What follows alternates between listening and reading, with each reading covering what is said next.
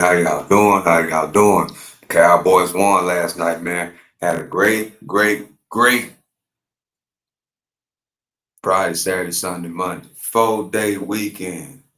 We had Tyson, Jake Paul, great card, great fight.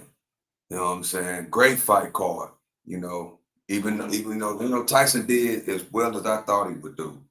You know what I'm saying? He did a good job. He came in there in best shape that a 60-year-old can. And I mean, he did exactly what he was supposed to do. We couldn't expect nothing, no more from him. You know what I'm saying? But the fight card, the whole fight card was beautiful. You know what I'm saying? Take away that fight, the girls, you know what I'm saying? Those other fights was great. Great show by Jake Paul. Great show. Yeah, then we had the next day was John Jones. My Longhorns won. John Jones came through. You know what I'm saying? Sunday, I didn't. What was Sunday? No, I didn't watch no games really on Sunday. Well, we had the Kansas City Chiefs finally got beat. Shout out to Buffalo Bills. And then last night, my Cowboys, my Texans put it on them Cowboys, man. It was good to see Nico Collins back. You know what I'm saying? It was good to see him back playing. You know what I'm saying? So, it was a good 4-day weekend. Now it's over. Now it's back to business. Now it's back to business. Word on the street, Trump and Elon just bought a crypto brokerage. Yeah, it's a crypto brokerage. I can't think of the name of it right now, but it's like Coinbase. It's a crypto brokerage. You can go on there, you can download it, you can buy you some crypto. Yeah, they just invested in the cryptocurrency app. Yep, that's what they did. That's the word on the street. So shout out to them for making great investments. Got my cup. Earn, spend less, my earn, spend less, and invest cups. Yeah, got to show earn, spend less, and invest. Great cup. It's good to wake up every day, earn, spend less, and invest. And in reality, that's could be daily goals. One goal, two goals. That could be simple daily goals. Earn, spend less, and invest. Great cups, great cups. All you gotta do, the link should be inside of the description. You know what I'm saying? Go over there, copy you a cup for rocking with the show. Earn, spend less, and invest cups. Only on Stock Sniper TV. So yeah, good morning, good morning. Appreciate everybody for joining me. We got one more minute before the market open, and let me get to the charts. Thank y'all for coming. Make sure you hit that like button. Make sure you subscribe to the channel. Here we go. We got 10 seconds left before the market open. Uh, I don't have nothing loaded, so I am kind of late for running my mouth. Had to do a little bit of promotion. You feel me? Had to do a little bit of promotion. Here we go. Everything is already ready. See, I already got my support. Already got my resistance. You know what I'm saying? You got to put the work in early so you be prepared. Already prepared. So it wasn't wrong, nothing wrong with me running my mouth a little bit in the beginning because guess what? The work is already done. All I got to do now is get my contracts loaded and see what's happening on this day. Appreciate y'all for coming. Yeah. So here we go. It's all red today, y'all. It's all red except NVIDIA. Look, I'm tripping. I need to be looking at my NVIDIA codes. NVIDIA. Okay. Let's see what we got going. Right. 1, 2, 3. All right. Here we go. NVIDIA has earnings tomorrow. So that's probably why we're running up a little bit.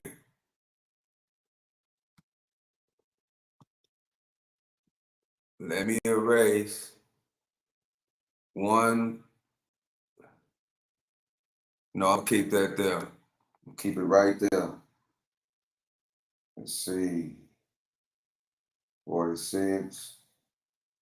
Let me go back to the option and get back to where I need to be. We will be trading video unless something else come up on the screen.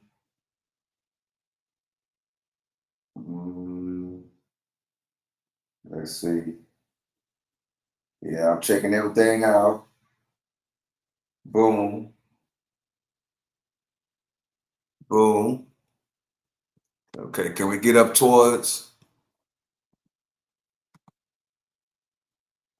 resistance, which is 140, right around the 142.50 area is the resistance.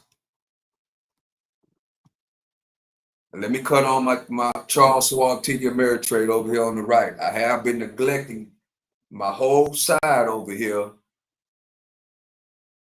but I got to cut all this on. I got a whole nother setup on this side over here. If you see my thumbnail, that's my whole setup. That's what I got over here. But since I've been using Webull and streaming, I have been neglecting everything over here. So I got to spend a little time and cut everything on over here on this right side. Give me a second. Okay. Appreciate y'all for joining me. I got my special good luck, earn, spend less, and invest cup. I got two different kinds of cups. I got the black, and then I got the black with the red inside. Great cups. For drinking coffee and tea. And to keep you inspired and motivated. Earn, spend less, and invest. Here we go.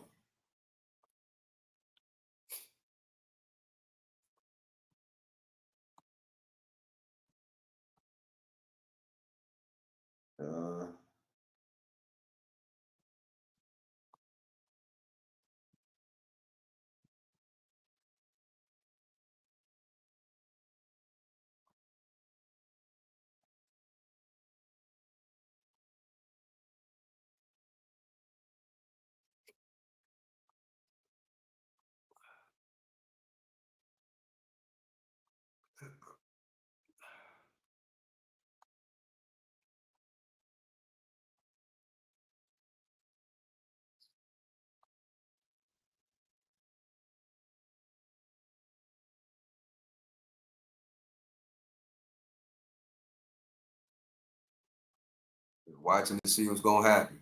We got Bitcoin at 91,000. It's been stuck in between 90 and 93,000. It's been stuck there for the past week and a half. For the past week. We've been bouncing between 90 and 93. And Bitcoin is down 0.5% today.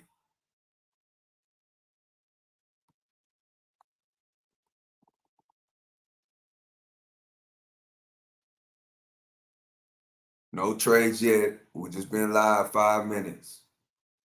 Nothing going on yet. Let's see.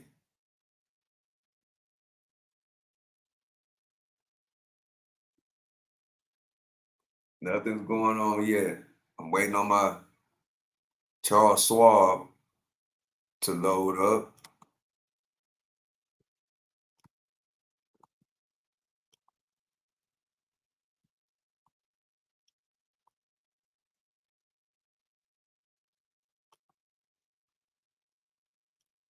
Welcome to Trump Tuesday. Welcome to Trump Tuesday.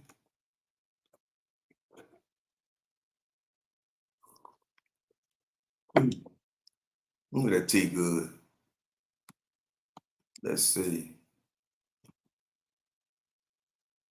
1 minute. Video. Let's move on up.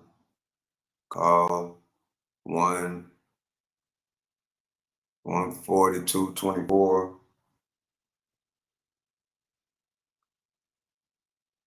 High today 142.30.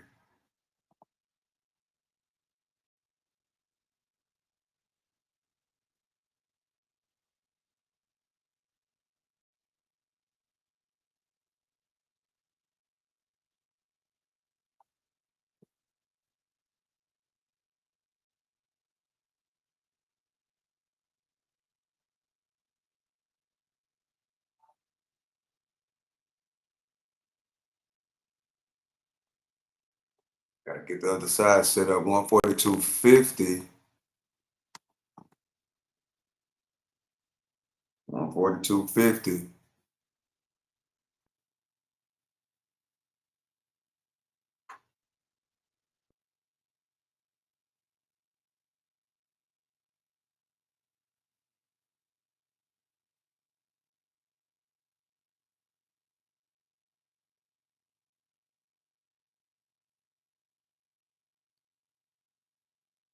$142.50 is the high today. Let me try to get things situated. So we're looking at right there. Can we break that 142.50 resistance and push it on up? Here we go. We're breaking resistance. Breaking resistance. Breaking resistance. Keep going. Up 5% on this trade.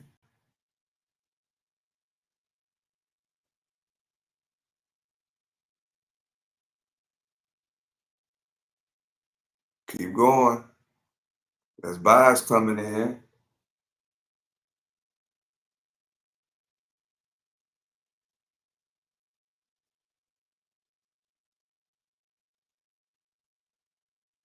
Yep. I went on, took that 5%. One trade, 5%.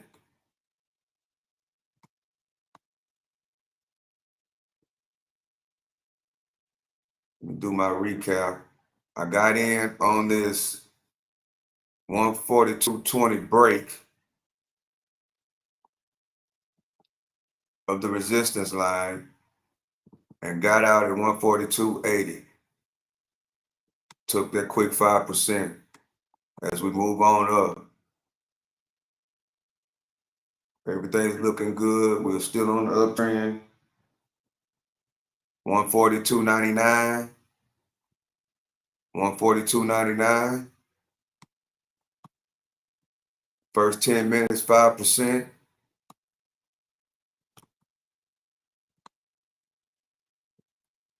First 2 minutes, 5%.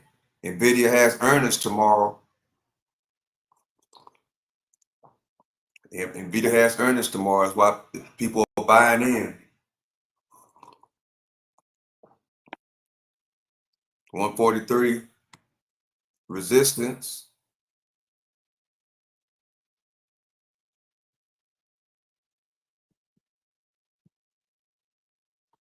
Turn this green. Get this out of the way. Buy. We're steady on this uptrend. All the EMAs are pointing up.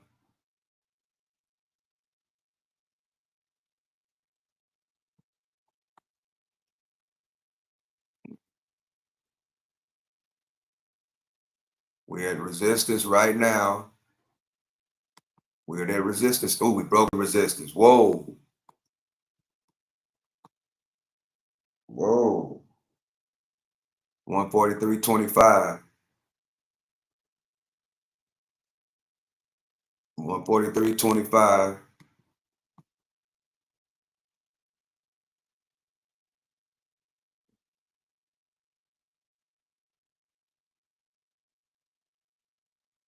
$143.39. We're up 2% so far on the day. As far as NVIDIA, the company is up 2% today. Let me see where I'm going next.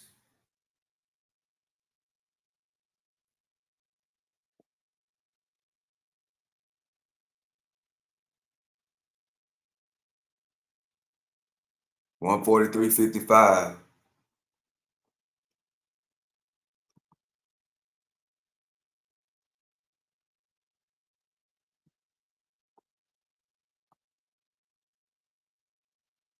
Can we get above 143.50? me see. Let me stretch it out a little bit. 140, yeah, 143.50. Right around 143.50. 144 is the next resistance.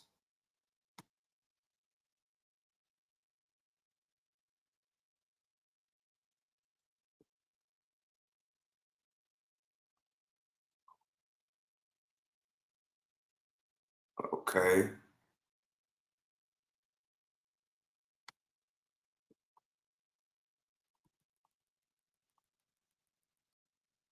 Yeah, that's what it was. It hit resistance. Now we're getting sort of a pullback.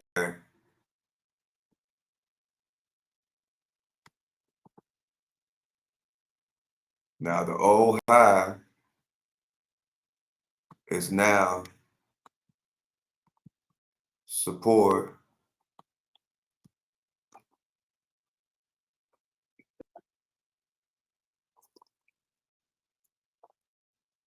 Let me pull up my other side over here. Boom, boom. Let's rock and roll. All right.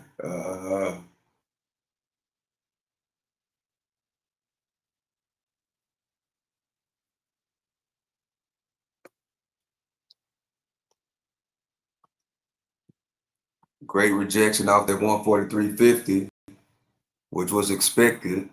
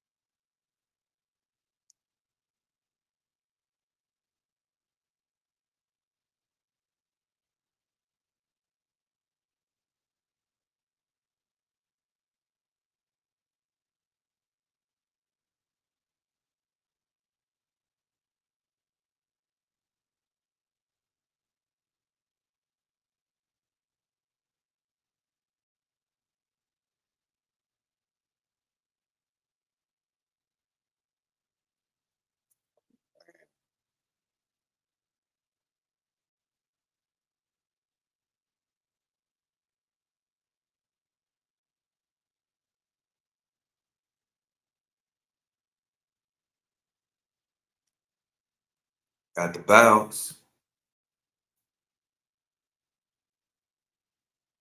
143.50 is strong resistance.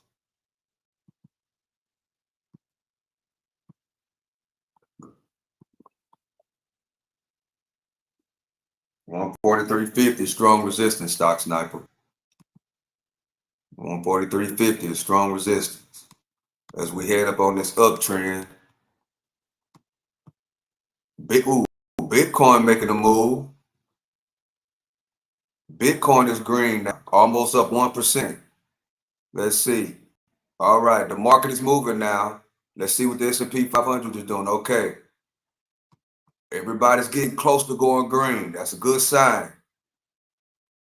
Everybody's getting close to going green. Everybody's getting close. Even though everything is red, we're really close from going green.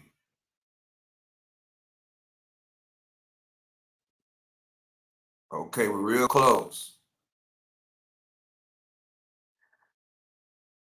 All right, so let's get this let's get this day rocking and rolling. Real close. Real close on Trump Tuesday.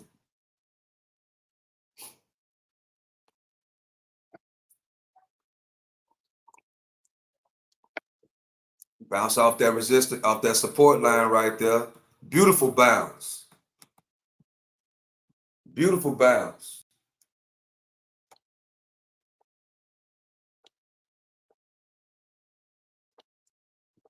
Come on. Oh, the bounce didn't last long. The bounce didn't last long at all. One trade sold 4 or 5%. I'm looking for the next candle. Everything is, where's the VWAP? Where's that VWAP line?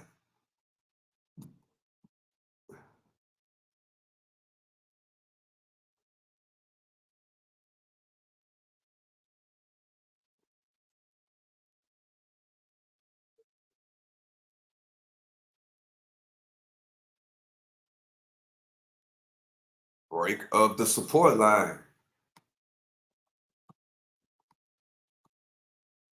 Break of the support line.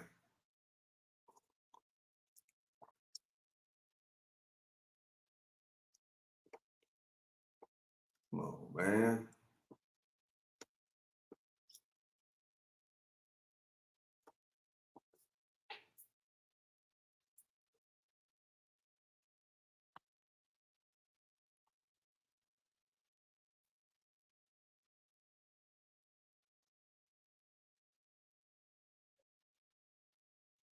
$143.50 is tough resistance.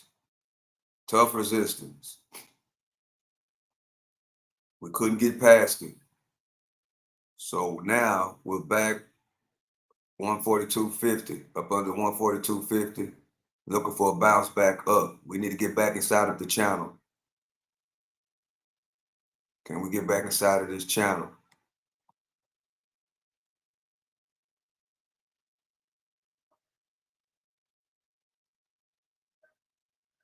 See what Tesla up to. Bitcoin.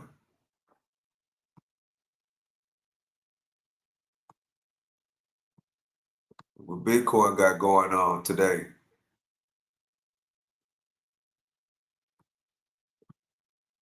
We got to stretch it out a little bit on Bitcoin.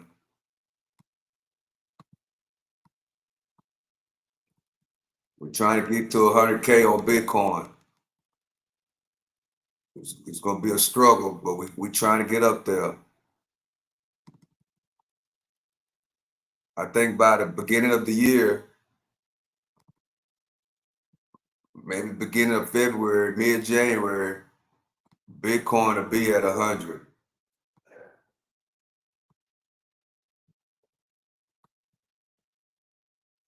Okay, we've been going between 86 and 93.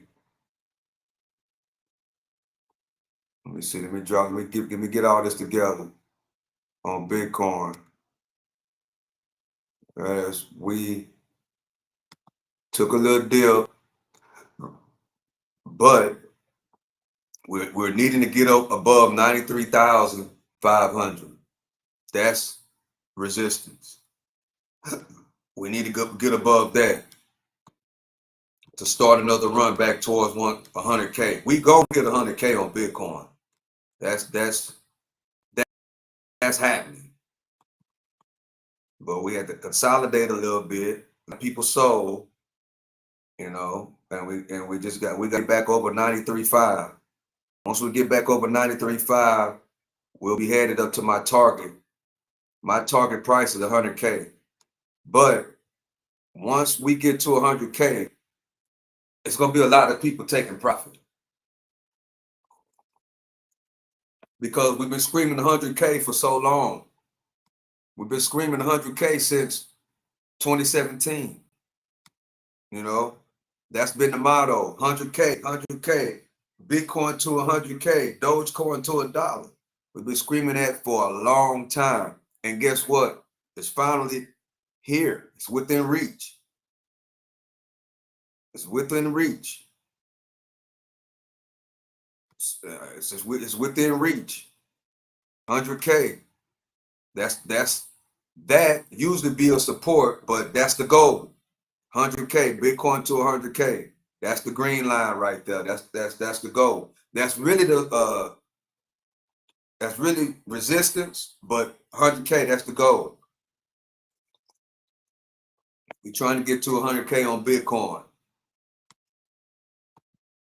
We gonna get there. We're not trying to.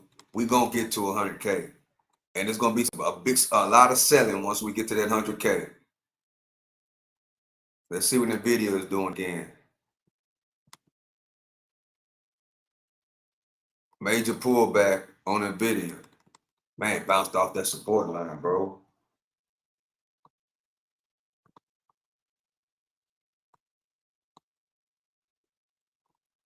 Bounce off that uptrend. Let's see if we're gonna crack the uptrend.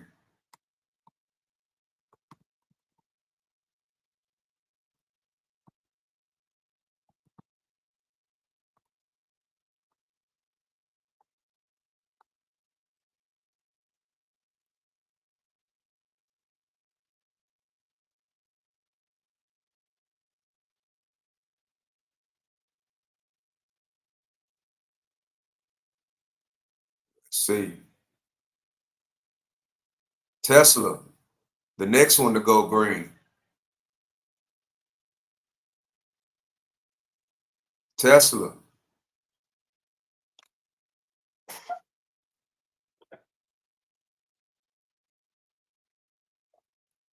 Hold on a second.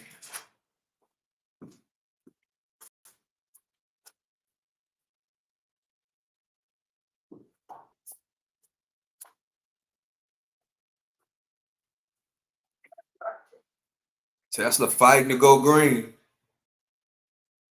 Tesla fighting to go green.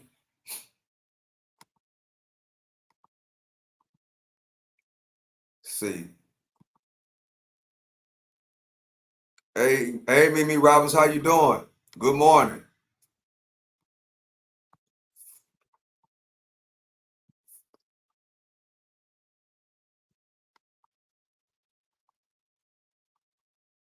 Got the Bitcoin watch going on. Let's see. Was that on the 15? Okay. 15-minute.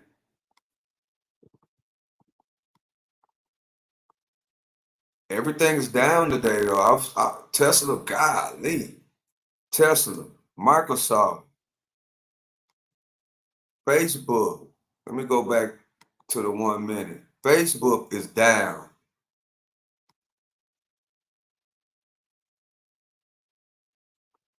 Amazon, AMD, SPIG, Bitcoin, and Nvidia are the only things that are green so far. And Nvidia is green because tomorrow is earnings on Nvidia, the end of the year earnings. So every 3 months they have to do an earnings report, and tomorrow is Nvidia's earnings report. But it looks like Nvidia's about to start following the rest of the market and fall off too. We are up 1.30% on Nvidia.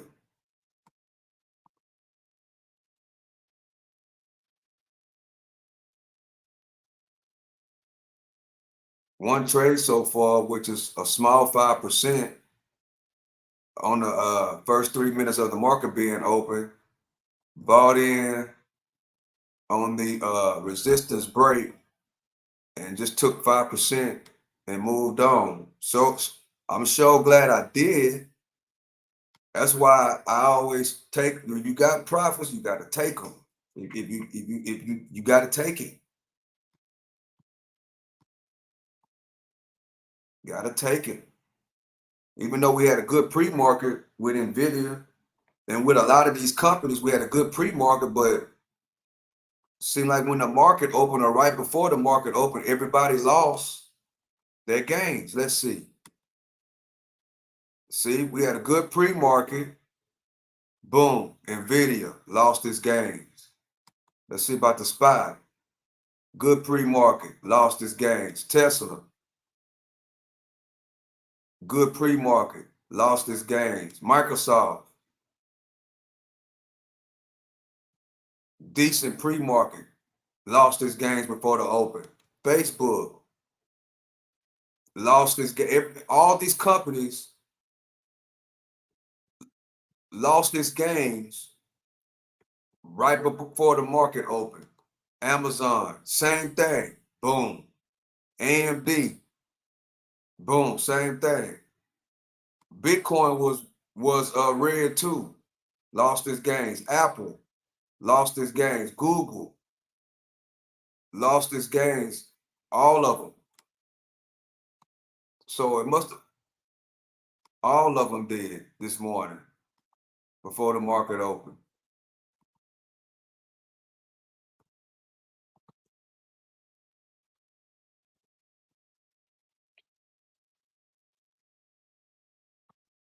See, the thing is that old Joe Biden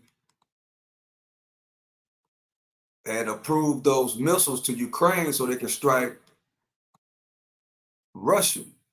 That's what he did yesterday,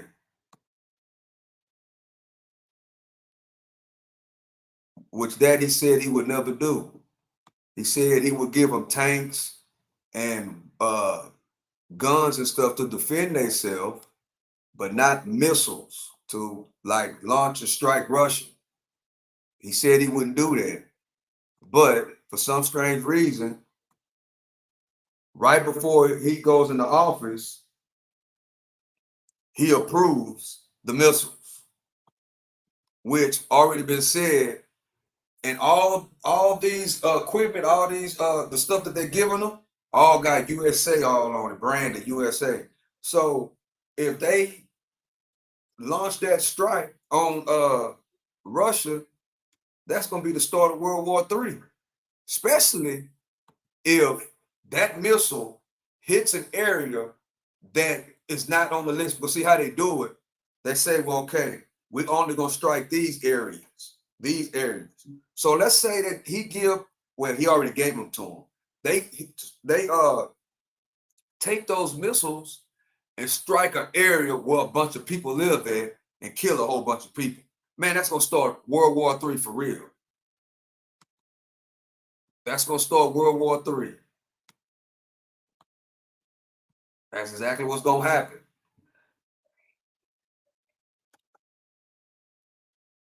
So, but what's so cold about it is that he gonna do it. He say peaceful transfer. What's going on, oh, man? He's saying peaceful transfer of power. That means that I'm gonna do everything I can to make the transition. These next 2 months is a transition to make it as peaceful as possible, so everything will run smoothly when you get into office. What he just did by approving those missiles to Ukraine and Ukraine uses them, that just put us in the war. Now it looked like we hit Russia.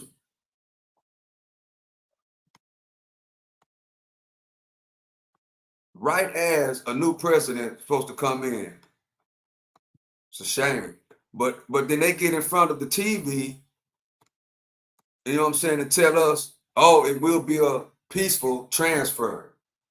I'm gonna help you out as much as I can to make it easy as you come into, the new job. But meanwhile, on the back end, he goes and approves Ukraine to get those missiles, which he said this whole time, he said he would not do that, bro. He said he would not approve those missiles. Now, he would help them, you know, Ukraine, supposed to be our friend. I'm going to help you. I'm going to give you what you need, the tools you need to defend yourself. But I'm not going to give you those missiles to go on the offense, because if you do that, that implements us inside of that war. And he said, Biden, I'm talking about, said that he would never do that. All of a sudden, 2 months before we supposed to transition, he approves the missiles.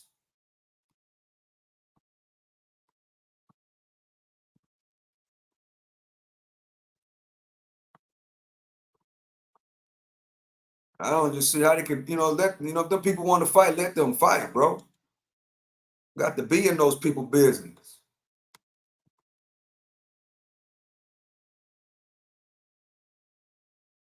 But in a minute, them people gonna strike over here. Watch. And it's gonna probably be a time when no, it's gonna be a while, but one of these days they're gonna start shooting missiles over here, bro. I ain't trying to scare nobody, but just think about it. Russia, China, all these people, all these decades, they have been, building their team, building everything up, building their technology, building their military forces for to be able to attack America if they have to. And they all coming together. They all coming together. While America is divided. They cannot get along for nothing. So while China and Russia and whoever else is teaming up with them, they're getting stronger. Why they getting stronger, Stock Sniper? Because they are together. As the Chinese government ain't no bickering and arguing between the government. Ain't none of that. In Russia, ain't no bickering and arguing. Them people are together with a plot. And the plot is to take that number one spot. That's their plot. Just like everybody plotting, just use as an example, everybody's plotting to take Kansas City Chiefs spot. Why? Because they've been number one team on top for all these years, and they plotting to take their spot. That's how it works. When you number one and you on the top, there's always somebody gonna want your spot.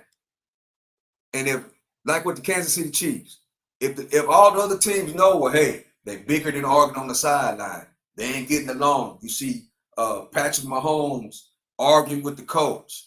You know what I'm saying? And you see the teams fighting on the sideline. That shows on the other side, if I'm the opponent team, oh, they ain't together. Then we really get ready to plot and strategize to strike. Once we get y'all bickering and arguing and fighting, now you are not paying attention to what you need to do, which is to build our military. You know what I'm saying? But what Biden doing, he giving all of our equipment away. He giving all our stuff away.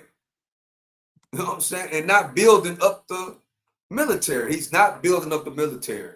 They haven't been building it up. Just like Trump said when he came into office, Obama them, it was nothing inside of the stockpile. They have a stockpile where they build new military equipment, missiles, and all that, and they put it in the stockpile and they save it. You know what I'm saying? Just in case. The stockpile was completely empty when Trump got in. They're gonna do it again, bro. It's wild. They finna do it again. They doing it again. They're giving away all of our military, everything that we have to defend the country. If we gotta go to war, they are giving it away. They left a whole lot of stuff over there and a lot of technology over there in Afghanistan, which was done. These people already attacked us before. Why would you leave them all the stuff that they left behind? They left them, the people in Afghanistan, when they pulled out of Afghanistan, they left them all kind of stuff over there. And then what happened? Taliban hurried up and took over. The government, the Afghanistan government that America put in place over there, okay, we're going to leave now. Y'all run your own country. Within 1 or 2 days, the Taliban had took over the whole place. The Taliban was over there, you know what I'm saying, took over the country, right? And then voila, look what we ran up on. All this new equipment that America left over there. Yeah, it's wild. It's wild, bro. It's wild. As we get right back, oh man, as we get right back into the channel. Ooh, that W shape pattern. W shape pattern. Boom, right in front of my face. W shape pattern. Boom, boom. W shape pattern. Let's see. Can we, them W, I love them W shape patterns. Let's see. A W shape pattern just formed while I was running my mouth. And it's all in the right, everything is right. All the EMA is at the bottom, like they supposed to be. Let's see what's gonna happen with this W shape pattern. Let's see.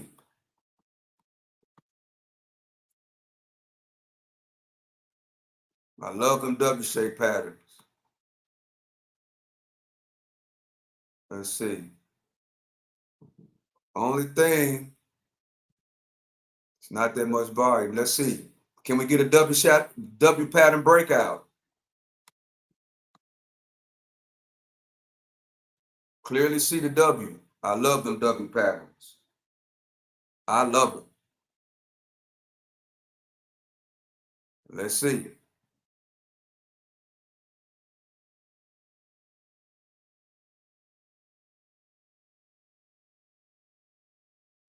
I love them W shape patterns.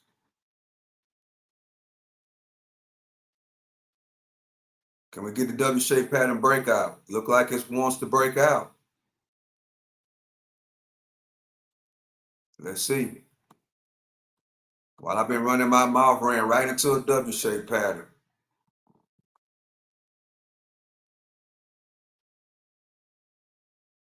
Let's see.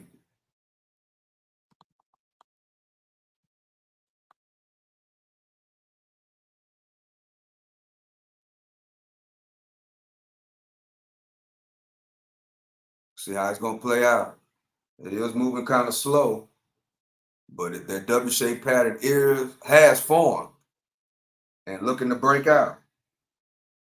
And looking to break out. Come on, W shape pattern. We need more volume though. That's the only thing. We don't have enough volume.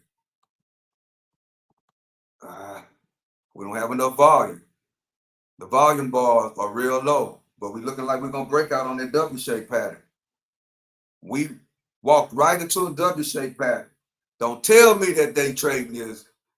Don't tell me that day trading is gambling. We just walked right into a W shape pattern. If you've been watching me, that's all I talk about. I love W shape patterns. While I've been running my mouth, we ran right into a W shape pattern. Yes, we did. Yes, we did. Come on, keep pushing. We have completed the W shape pattern. Yes, we have.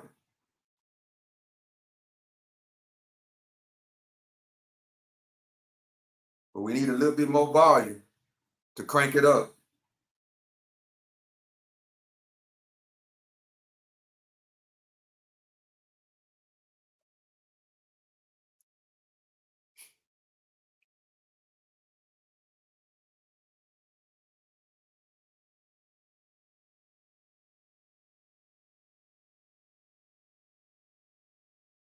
Will we make it up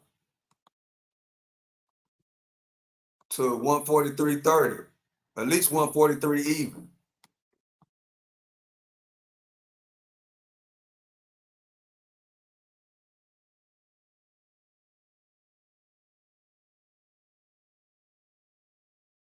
At least 143 even.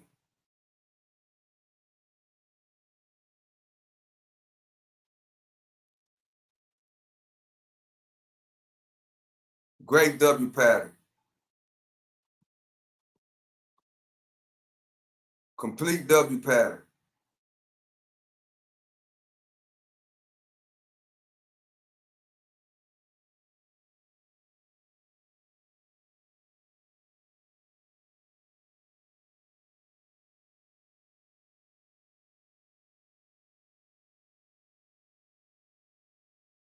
Another great W pattern.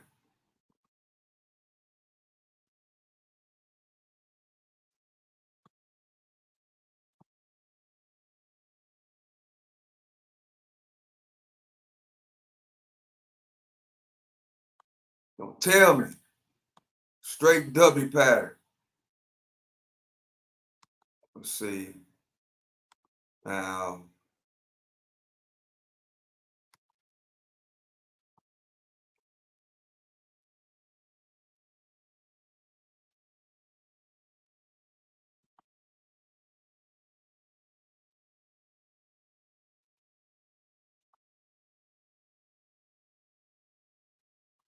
W pattern formed right in front of my face while I was running my mouth. That W pattern formed.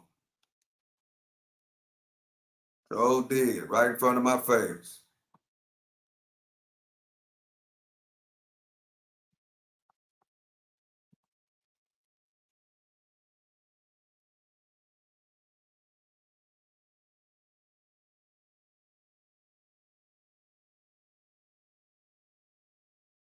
W pattern.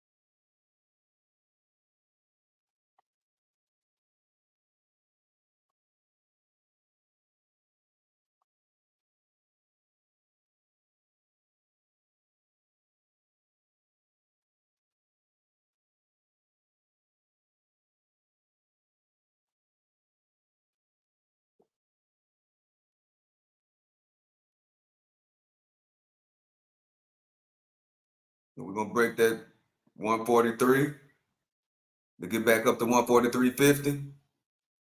Yes. Break of the W pattern. Boy, I love them W patterns. I just love them. Keep going. Keep going.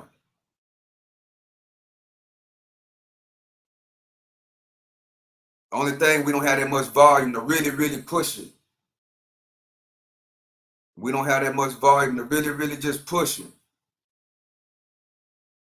Volume is low. That's the only thing. It's not that much volume to really, really push it, and there go the tail.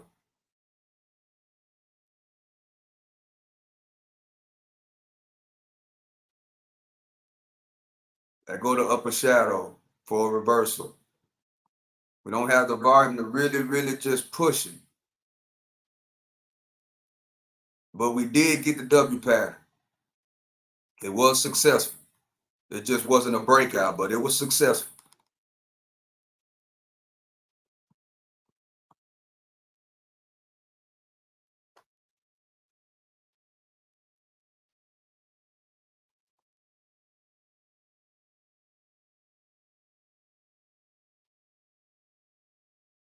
W pattern was successful. Didn't get much out of it, but it was successful. See, that's why I love them W patterns.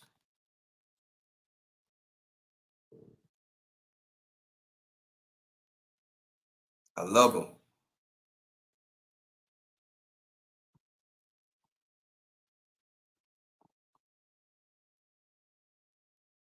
Now, let me draw another line from here, here,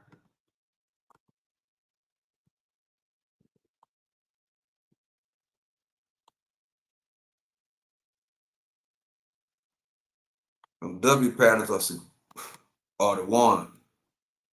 I love them. Once I see a W forming, my eyes get that big. You know, they already big. They get that big whenever I see a W pattern. Every time I see a W pattern, my eyes get big.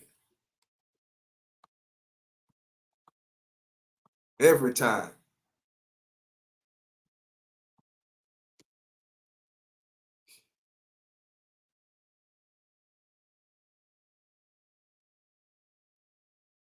The EMAs are starting to turn.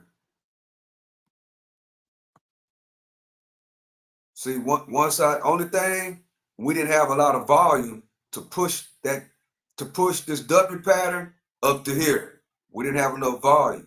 That's why I was saying earlier, once you up 5-6%, go and take the profits when you can. Once you realize it ain't that much volume, it's not giving you that much. But once I see a W pattern, I gotta go with it. I just have a tight stop, and my take profit percentage gonna go lower because I see it's not that much volume to really push it up to here. But the W pattern was a success because all it needed to do was just break out of this resistance, which actually makes the W. Once it makes the W and then passes this mark, it's a success because we went from completing the W to going up to resistance, which is 143, back down. But we didn't have enough volume to really make it explode, which it still can explode, but it might just be a slow move on up. You know, I, as being the stock sniper, once I see the W, I like big explosions when we pass the W shape resistance, which is right here, which is where it's at right now. It's still hovering around the inside of this W resistance. But long as we can get something out of this W, it's all to the green. But we would love for the breakout, which we still could get it. It might just be a slow breakout.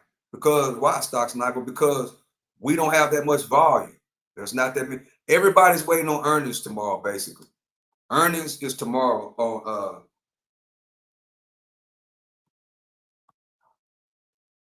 earnings is tomorrow. What time is it? 9:20. Earnings is tomorrow on and we still might break out. But I want this to happen. Best case scenario, what's happening right now needs to happen right here. You know, needs to happen right here. But it's just taking some time to really break out with this W pattern to get right here, which is 143.30, 140. I'm gonna call it 143.50, 143.50 to get right here. But it's just taking time to really break out to get to this 143.50, which I think we are going to get there. Yeah, we're gonna get there.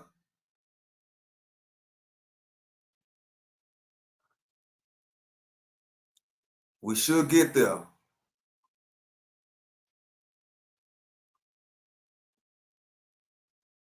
One touch, two touch, three touch, four touch.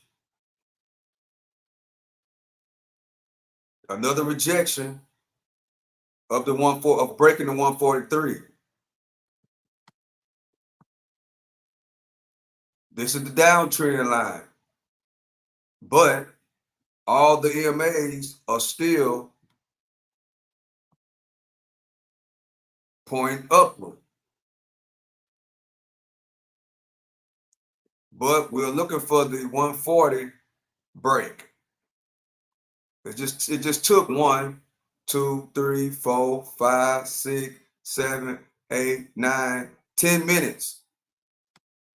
It took 10 minutes to get back to this point. Will we break out up this 140 area? We're getting there. We're getting there. We need to push. There's not a lot of volume though to push it. There's not a lot of volume to push it, but it looked like it want to push. But it's not a lot of volume to push it up there. Another touch. Trying to make it as big as I can. Another touch.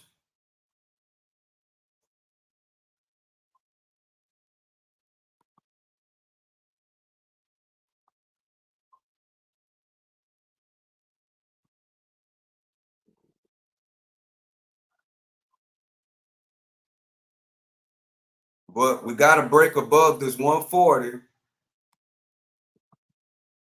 and we should see more volume.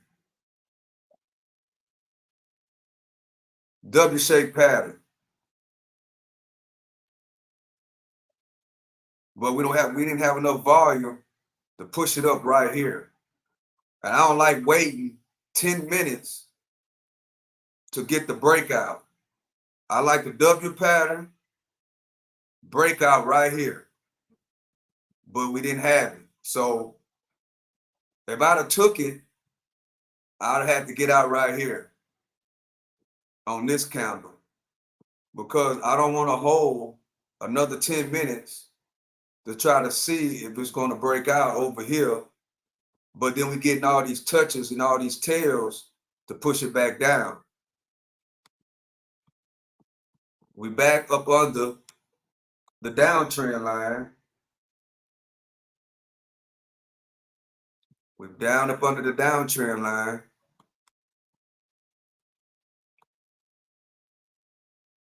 We got all these touches of the resistance. Touch.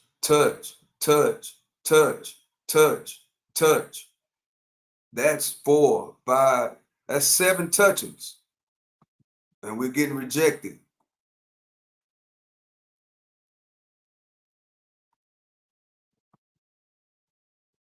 But see, it's not that much volume, because we all know tomorrow is earnings season for NVIDIA.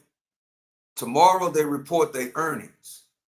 Earnings report comes out tomorrow on NVIDIA. The end of the year earnings report comes out tomorrow. So a lot of people just sitting back waiting for tomorrow. That's why on these trades, it's not that much. If like I just took 5% this morning on the open, and it's not, they're not giving much on the up or the downside.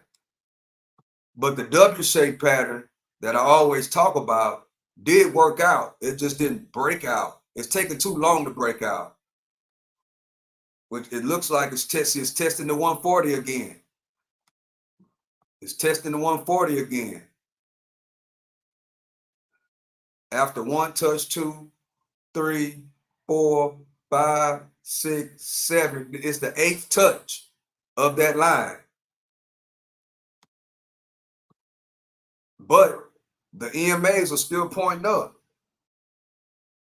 Another rejection. Another rejection. Well, stock sniper, why are you not taking a short? If you see all these rejections, why you ain't flipping it and taking a short? Because the reason why I'm not taking these 140 rejections to the downside is because it's too much wishy-washy. It's not giving me much. It wouldn't be a smart move to jump in on this rejection, and all we are doing is moving inside of this small channel. I wouldn't get much. It wouldn't even be worth it. Now see, look, now it's going back up. All these 1 minute candles are, it's not giving much. 10 cent, 15 cent. It's not giving much. So it doesn't make any sense to jump in on the rejection, and it's not giving much. But if it breaks down below 140, 175, then I would take a short to the downside. But right now, it's just wishy-washy. It wouldn't be, smart to jump in on the rejection right now. Plus, there's no volume. All the volume happened this morning. There's no volume right now, but I still got my contracts loaded just in case we jump above this 140, 143, we break this resistance clearly, then I would jump in to the up to the next resistance line. I would take in here to get to 143.50, the break of 143.50. But we don't have the volume for that. So I've been live 1 hour, and it's only on one trade for 5%. So once I seen that little small move, I just got out. But I see that it's not that much movement, not that much volume. There's nothing really to get out of that. Then let's see, we got let's see what S&P doing. See if I can find something somewhere else. See, it's wishy-washy too. It's like right around, well, we open right here, we get one move up, and it's basically wishy-washy. Tesla is green now. Tesla is finally green. Tesla is moving. Let's see. What can I get about a Tesla? We're on the uptrend.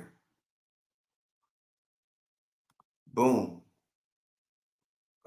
Change this. We go. Change that. That's resistance.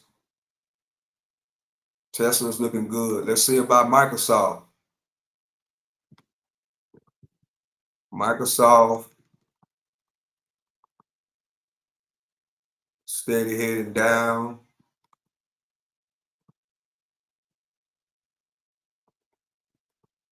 I haven't traded Microsoft in a while. Let's see, Facebook is trying to U-shape back up. Facebook. Let me see what these Facebook contracts looking like.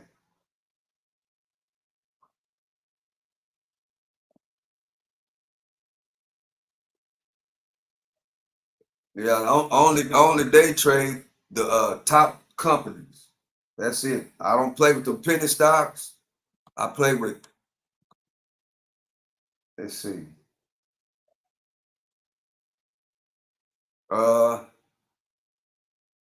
buy Facebook. I don't like those contracts on Facebook. Amazon. Shout out to Amazon. Uh let's see what these Amazon contracts look like. Let's see. Okay. Amazon contracts looking good. I should have known that already. Let's see. Got plenty volume.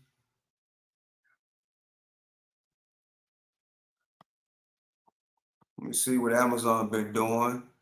Go back and look. Okay, we're on the downside on Amazon.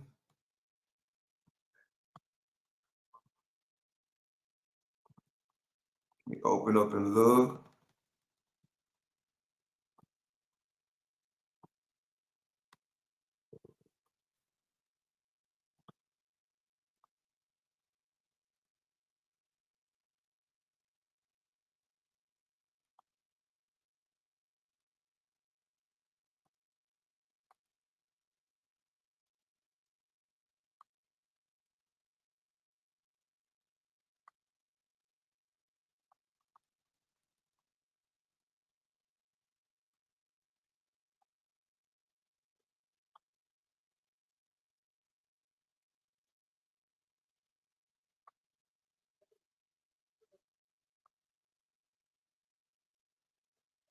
Five minutes.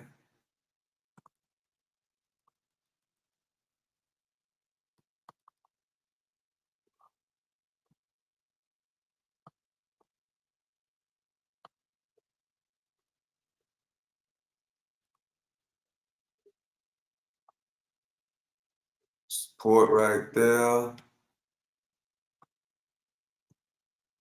Get back to the 1 minute.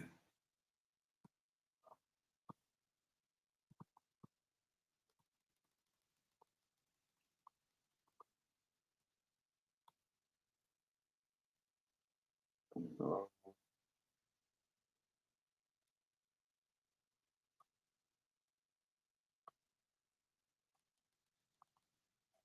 201.69. High today on Amazon. AMD. Let's see what Apple looking like. Okay, Apple looking good.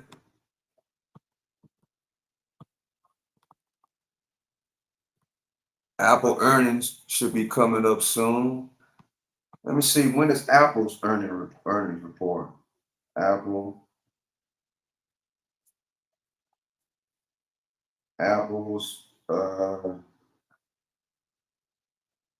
earnings. Oh, they already had the earnings before.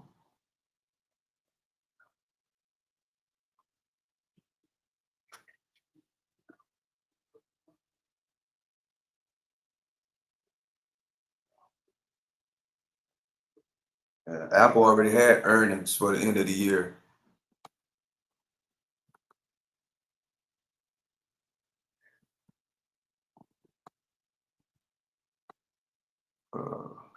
Google.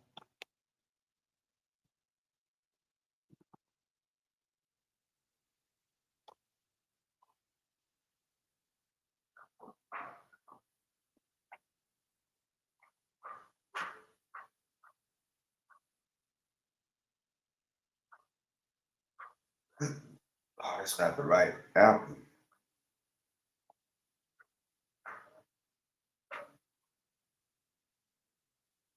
No, okay. I was looking at the, okay, they already had their next earnings. It's the beginning of February.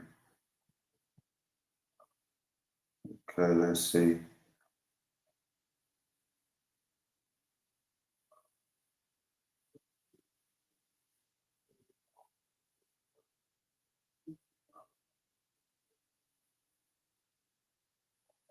Let me get back to NVIDIA.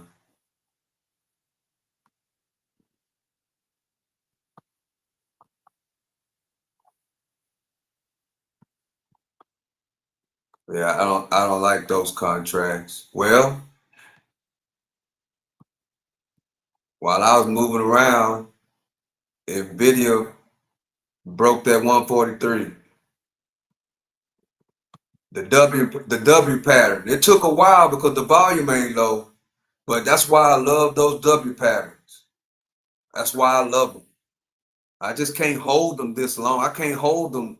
I can't hold no 2, 3, 4, 5, 6, 7, 8, 9, 10, basically 20 minutes. I can't do it like that. I wanted this move to happen right here with the breakout of the W shape pattern. I wanted this right here for the move back up to 143, but we didn't have enough volume to get that done. But it's gonna get done. It's just gonna take a minute.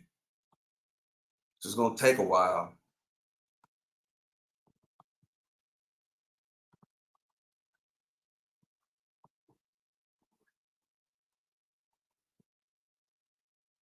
Readjust my uptrend line. Get this one out of the way. That got broke. The 143 resistance now turns into old resistance, turns into support. And I can get this out of the way. Yeah, old resistance turns into new support. So the 143 turns into the floor.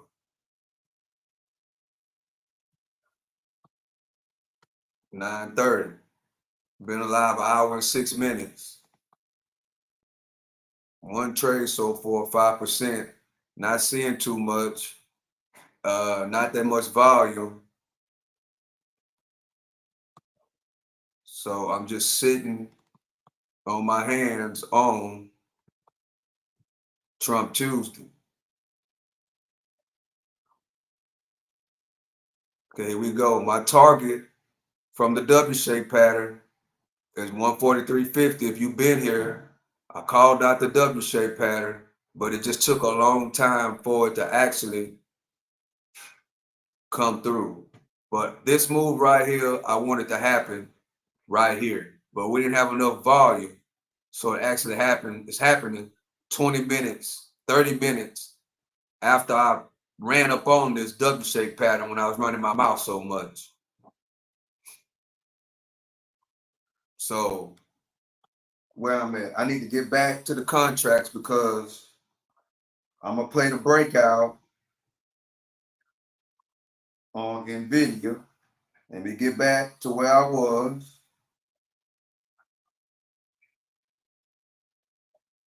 Gotta pick a good contract, which is that one.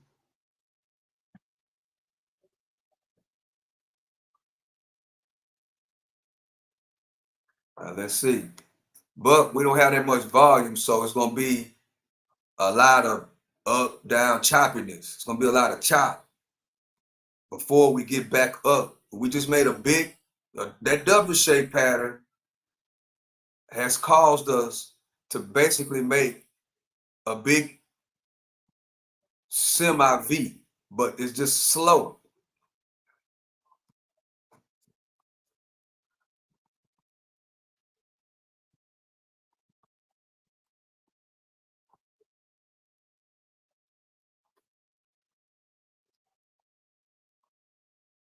But yeah, I needed this move to happen on top of this. It's just not enough volume to push it up there. 400,000 on this candle, 300,000. Look, 500,000. You might say with 500,000 in 1 minute, that's a lot, stock sniper. But look at this candle, 1.5 million in 1 minute. That's volume. That's buying. Look at this first one when I got the 7%. If you can see, almost 8 million in 1 minute on that candle right there. That happened this morning. See, the first 10 minutes of the opening bell is the first time to trade. That's where you get most of the volume.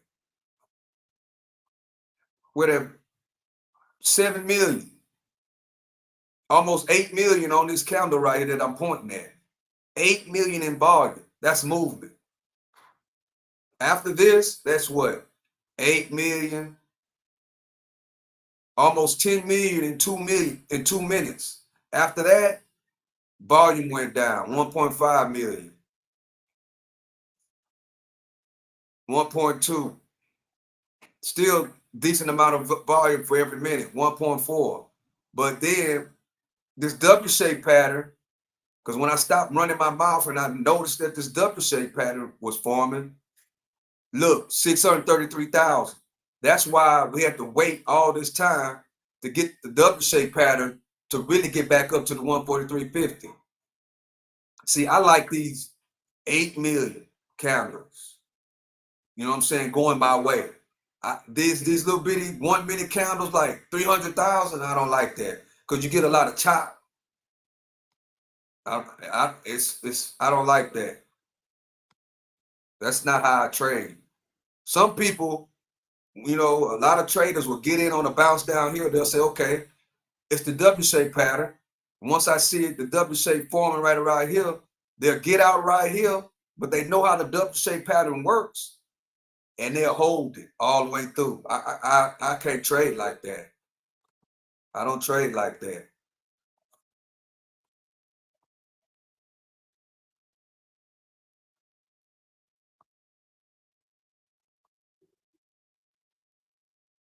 So I do most of my trade. If nothing like right now, I like to get mine real fast in the beginning of the day, 8:30, no later than 9 o'clock. After that, I see a lot of chop. My day is done. 5%, I take it, and I go on by my day. Okay. Now we broke the uptrend line. We broke the uptrend line.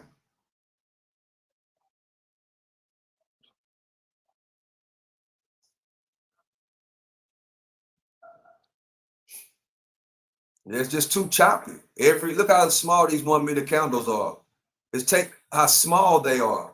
That's 1 minute compared to this 1 minute. A lot of buying. This 1 minute, a lot of short selling. A lot of selling, short selling.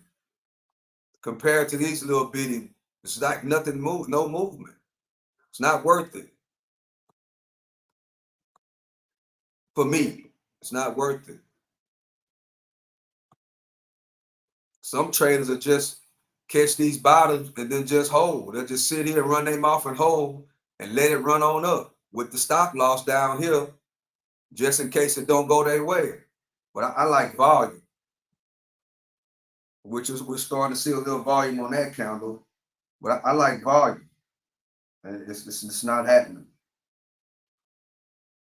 So I only got one trade in so far. That's it.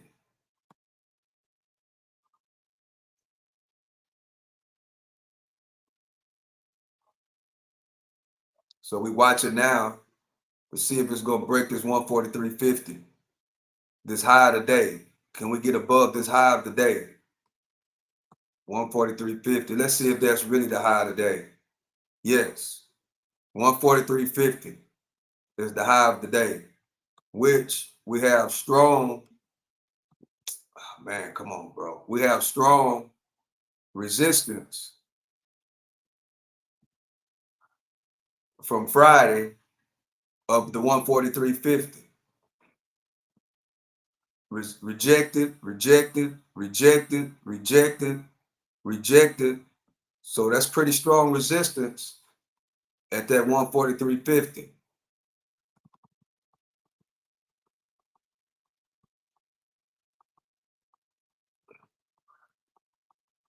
Yeah, and rejected here. That was way in October. Good work, Stock Sniper. Yeah, I did this way before October, in October. This resistance. Good technical analysis research.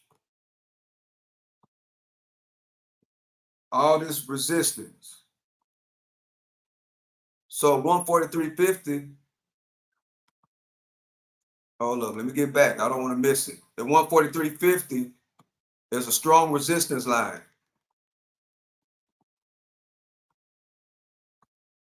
So I think that once it gets to that 143.50, I'm gonna be looking for a short to the downside. Yeah, that's what I'm gonna be looking for a rejection of the 143.50. That's why it's taking so much to get there. See that the technical analysis and knowing the charts, that's what make day trading, not gambling.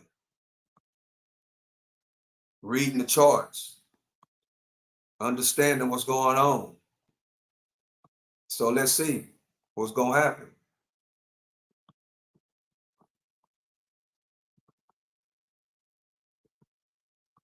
As we get close to that 143.50.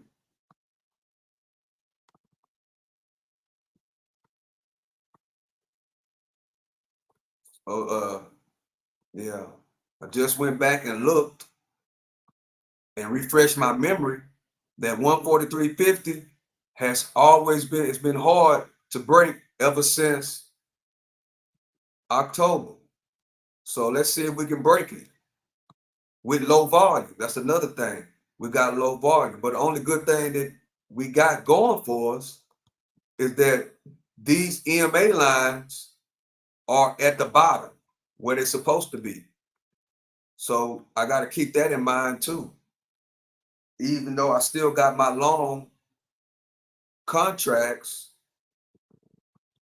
loaded for the break of the 143.50. But at the same time, I know that this is strong resistance. We've been knocking down from this 143.50 ever since way in October.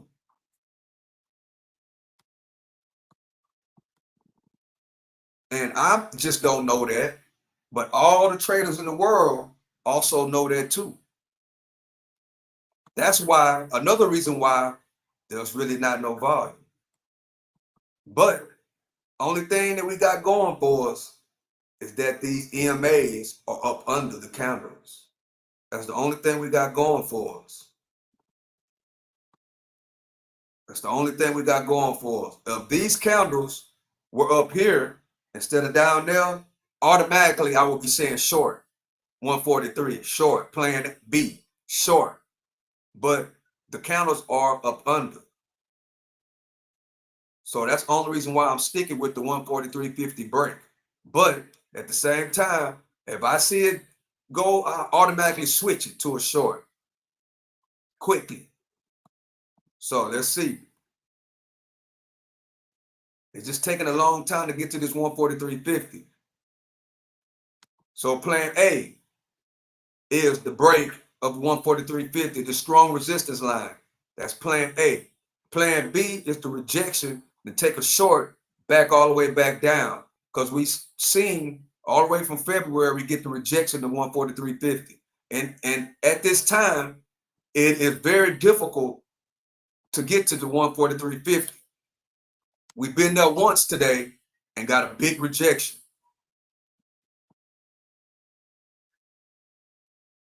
But we've been moving on up since we hit the lows.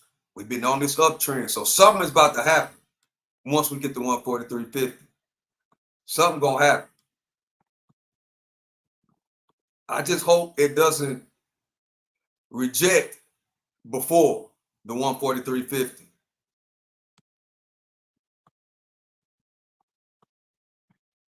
Something is about to happen though.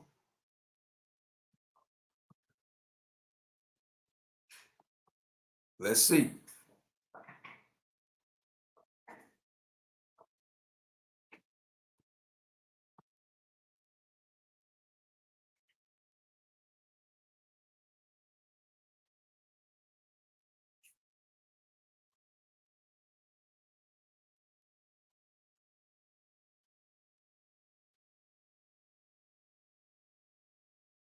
Here we go.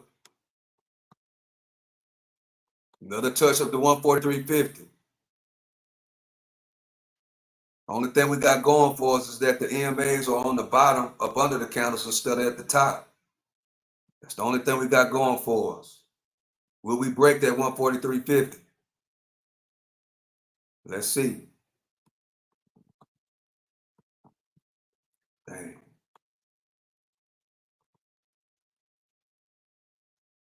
The volume's still low. 300,000. Volume is still low.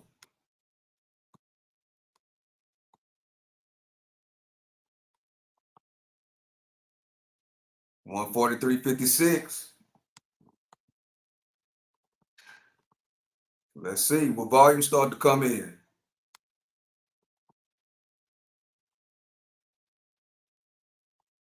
Nice volume ball to break at 143.50.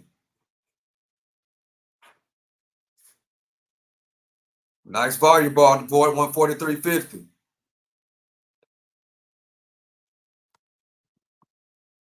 $143.70 is the high today now. Can we break that? Or will we get rejected? Nice volume ball right here.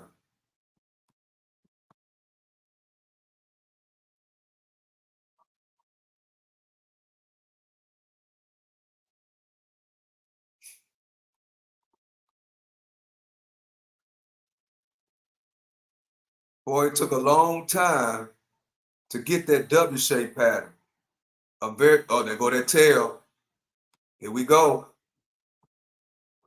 There go the tail.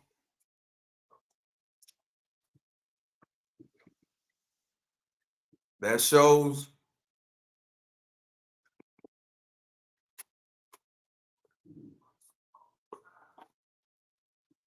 volume is just so slow.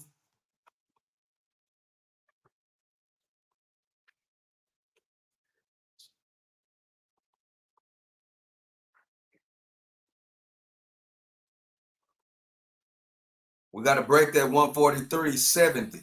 Can we do it?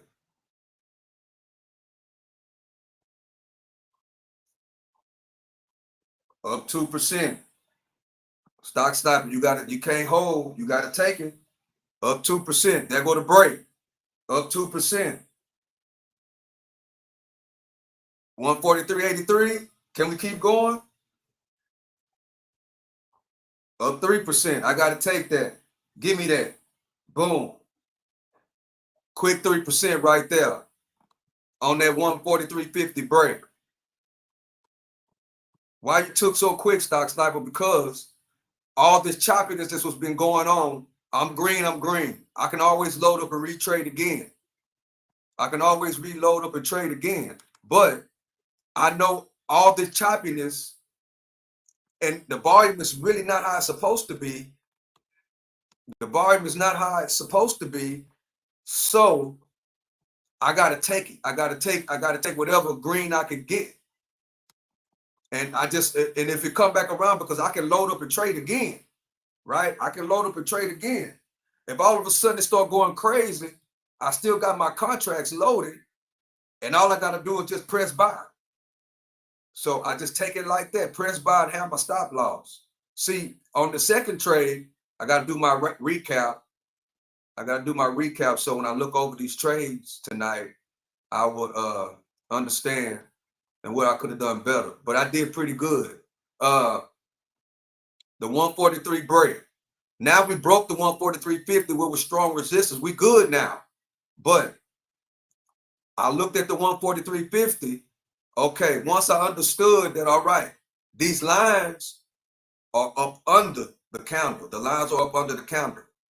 That means that once these lines are up under the candle, that means that, okay, we're headed up. But if these lines were above the candle, that means that we're headed down. So that's why I kept my call contracts loaded. And I was waiting for the 143.50 break. Once we got the 143.50 break, because we came off of the W pattern, because we came off this W pattern, which is one of my favorite patterns. If you on here now live, which I don't know who's on here, if you on here now live, and you've been watching me for 3 weeks every morning, you know I always talk about this W pattern, the W pattern breakout. But volume was low, so this W pattern breakout didn't happen right here like we used to seeing it happen right here. But it happened over here. So I did not even get in over here on the W pattern break. I didn't. I waited and waited for the target, which was 143.50. If we would have got in right here and got the volume would have came in, it would have broke. This was my exit. But I said, okay, we waited all this time for it to break 143.50, which I knew that 143.50 was strong resistance. Why? Because my technical analysis told me so. Resistance, go back, keep going back. This is why day trading is not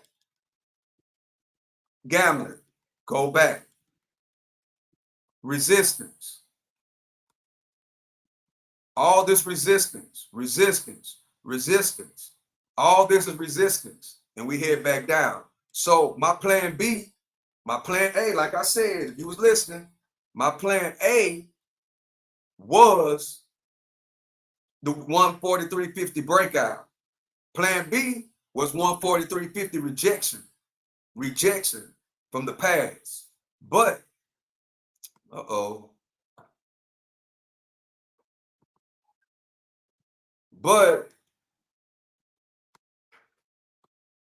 but we didn't have that much volume, right? We didn't have that much volume. And the main thing is that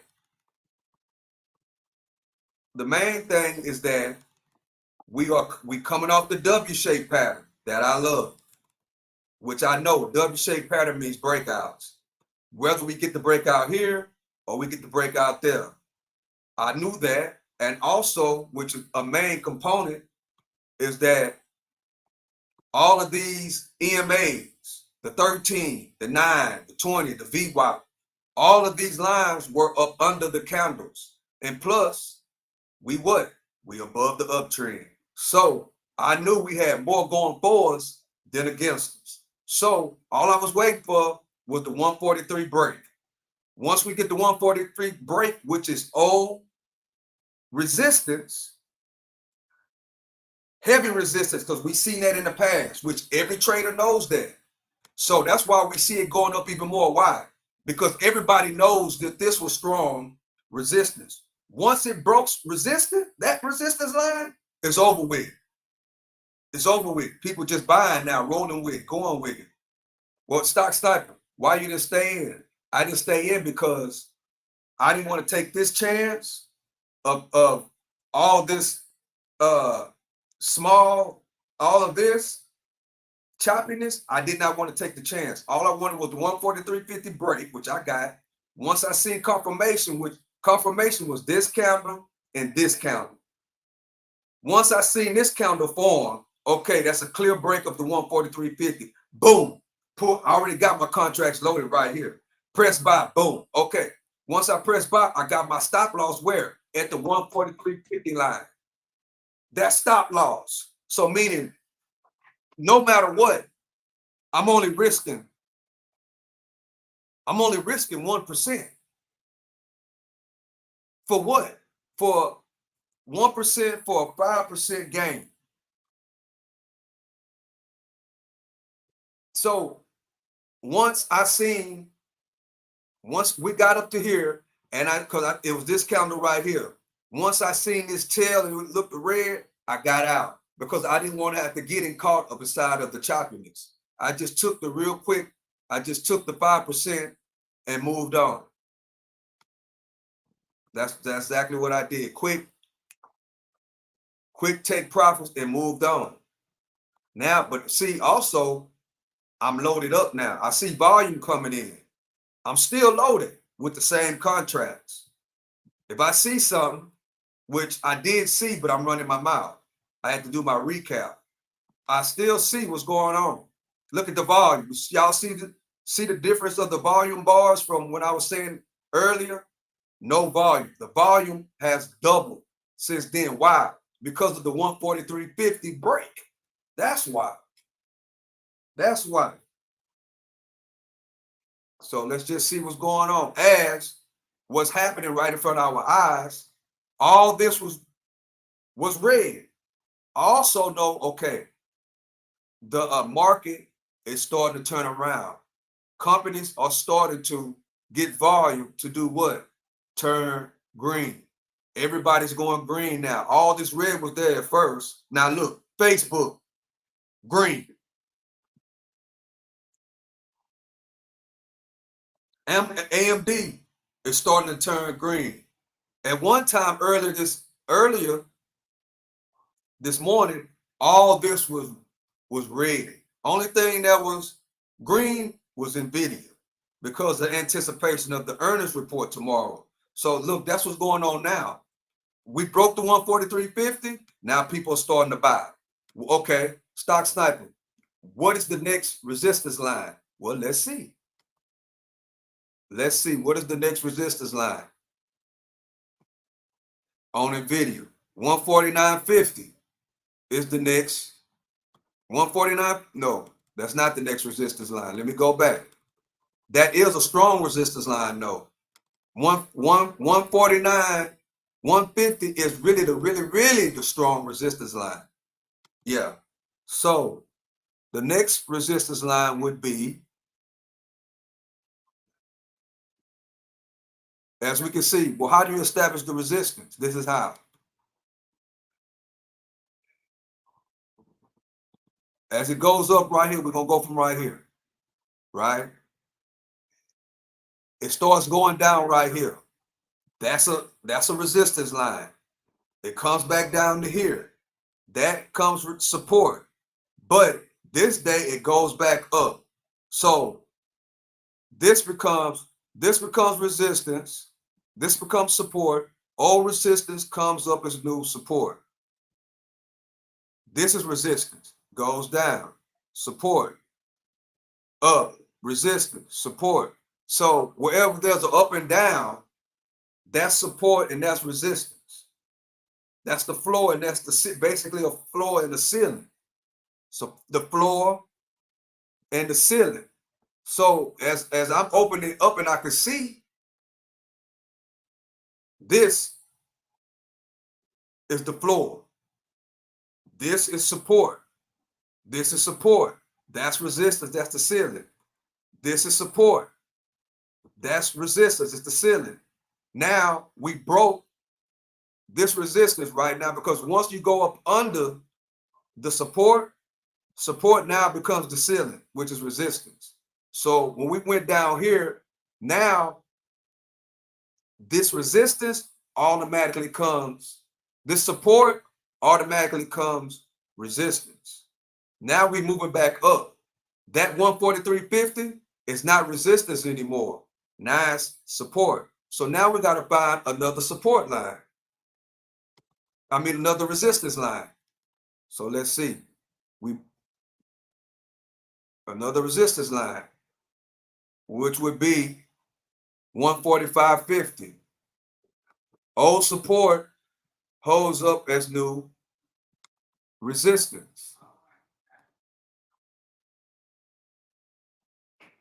Old support hold up as new resistance. So the next resistance line is 145.50. So it goes from 143.50. The next resistance line is 145.50. Because old support, which these lines, the bottom, which is the floor, holds up as support. Now, since we went up under the support, now it turns into resistance. So now let me go back. Okay, so the next resistance line now is 145.50. This line, which was old resistance, 143, remember, 143.50 was the resistance line. Now, since we broke 143.50, it now becomes the floor, which is the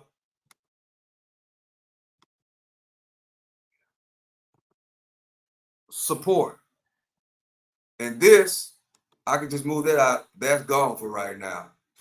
Now we're in a whole nother channel because old resistance becomes new support, which is the floor. Now the ceiling becomes the floor.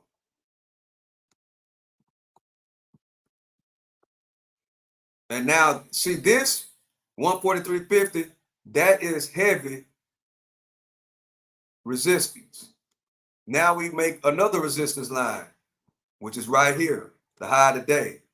But we turn that to red, and because it's not strong resistance, we make the color a little bit lighter to let us know that it's light resistance. Because it's the high of the day, light resistance. But we are still on this uptrend. We're still on the uptrend, which is right here. But those lines, those EMA lines, the purple, the pink, and the green, these three lines are starting to curl down. Starting to curl down. 144.50. 144.50 is the high today. 2 trades so far, 10%.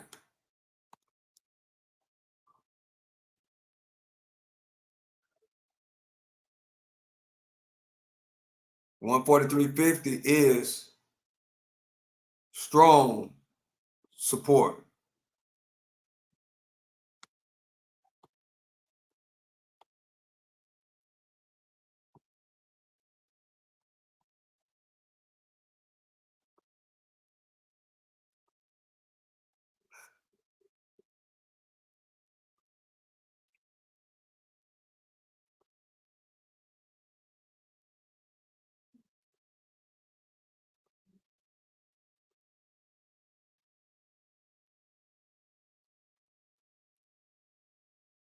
As we head up under, see these EMA lines are starting to change. They're starting to change.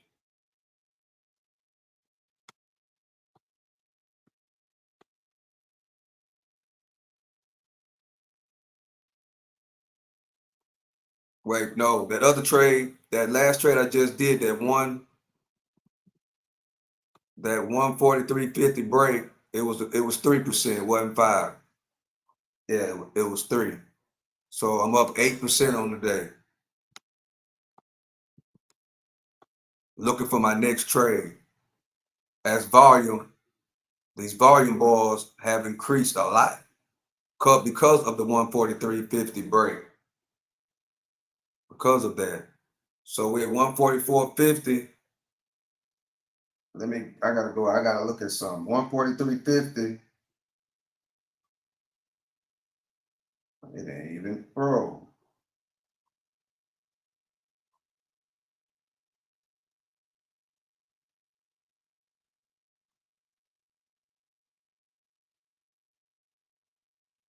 It's crazy.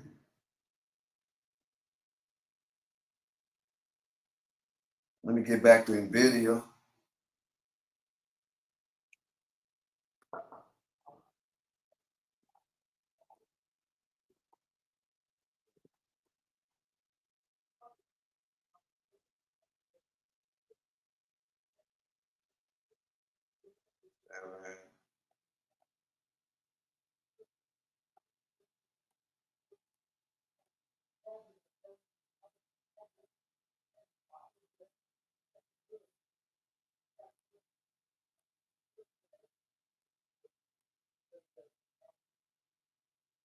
Looks like 144.55.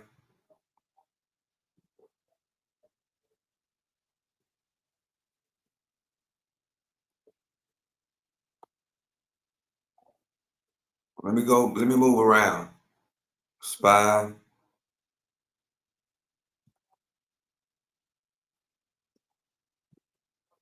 Microsoft. See, check out Bitcoin.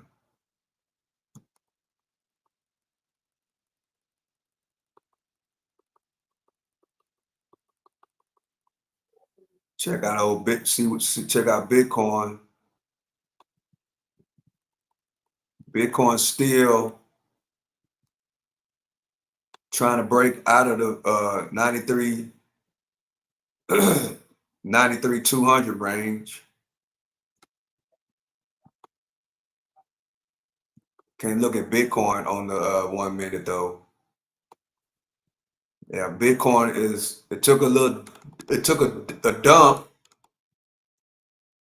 took a dump, but we're headed back up. We got to get above this 93.5 area on Bitcoin for the run up to 100K. We got to get above this. Yeah, we got to get above this. Hopefully we can get to 100K by the first of the year. I think that's happening by January 1st. For sure by January 22nd, Bitcoin will be at 100K.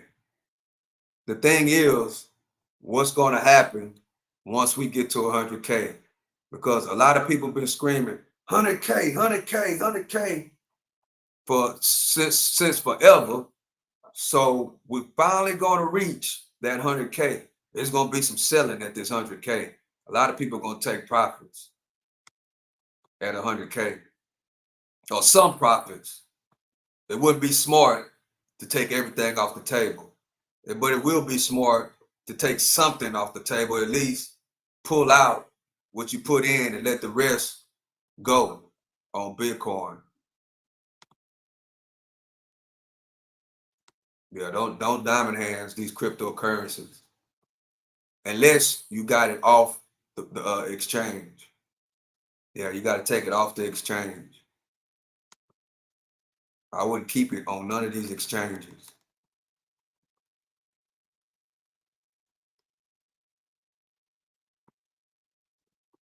But I would once I get my initial investment back, I would take it out and then just roll with it like that.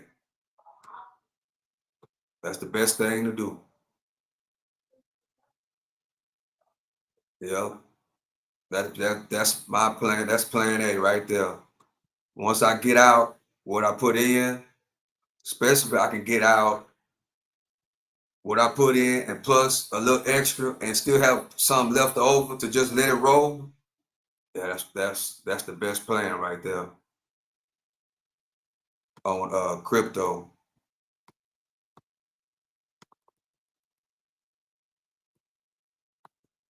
But I don't trust it like that because it don't have no it's not it's not regulated, it doesn't have any insurance behind it. That's the only thing. It ain't like a regular, brokerage account or a regular savings account where if somebody breaks in, hacks your account and take your money, you as long as you're insured, like at a bank account. Crypto ain't like that. Even with like an investment account, if you got a whole lot of shares of Facebook or you got a whole lot of shares of Apple,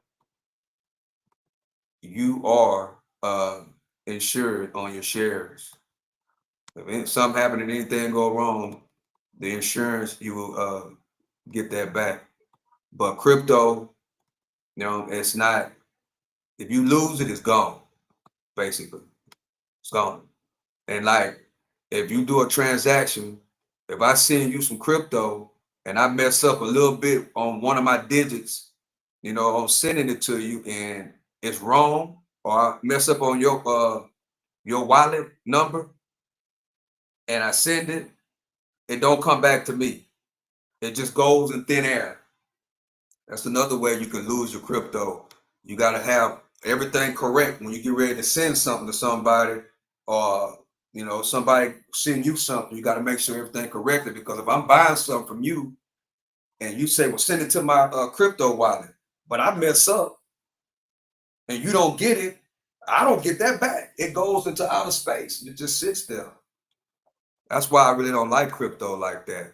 I trade it though, but I that's what I don't like about it. It ain't like a regular bank account. Like if I buy something and something happens with the other end, that money will automatically come back into my bank account. Crypto ain't like that. If something happens wrong, it's gone. There ain't nothing you can do about it. And if you keep it on a crypto exchange like Coinbase and the whole and you got uh crypto in there and something happens, and that company shuts down, which I'm not saying it will, but I think Coinbase is pretty decent uh, exchange. And if they do shut down, it's not insured. That crypto is gone. That's what happened to FTX.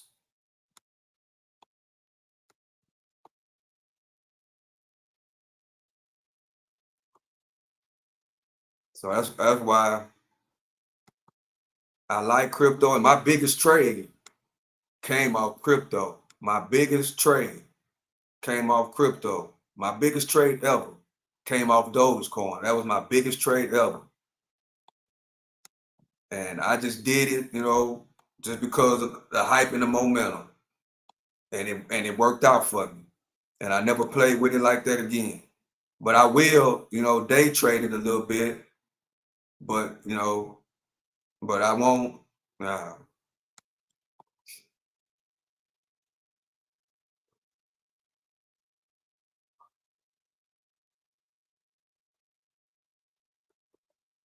but the Bitcoin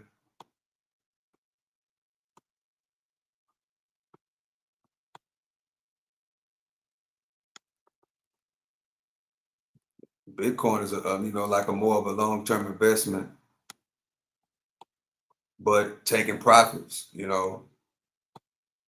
but taking profits, but then taking the initial investment out of there and letting the rest roll. Because I got a little bit more confidence in Bitcoin, because it has proven itself, not with just going up, but just the comeback, and people investing in it, and more companies are using it as a point of exchange. You just got to make sure You dot all your I's and all your T's when you get ready to send people money and receive, for funds or whatever. You got to make sure all that's dotted. You got to make sure all that's straight. Because if it's not, it's gone into thin air. And once you understand that, then you can make a better decision.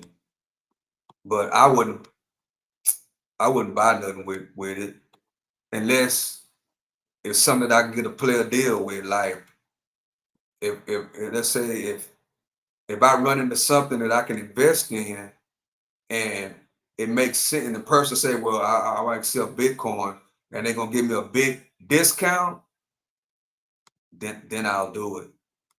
Other than that, I just hold on to it. Okay, let's go back to Nvidia.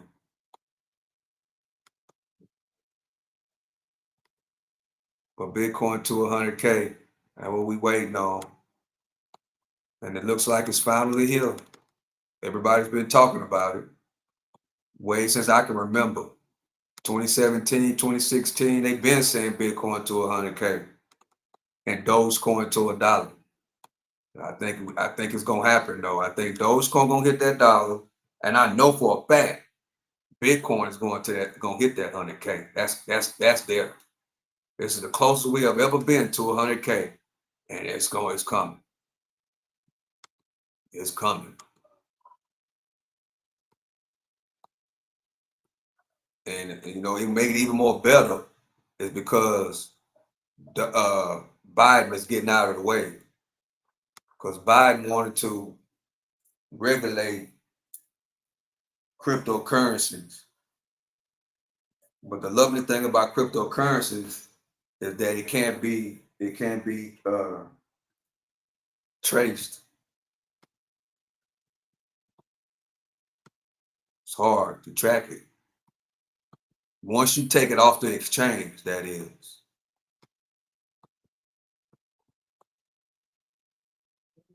Once you take it off that exchange, it's all good to go.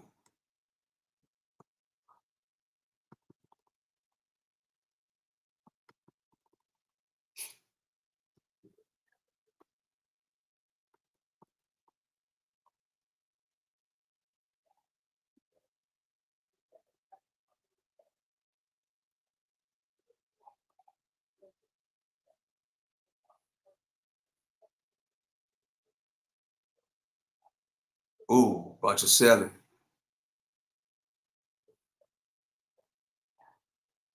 Mm,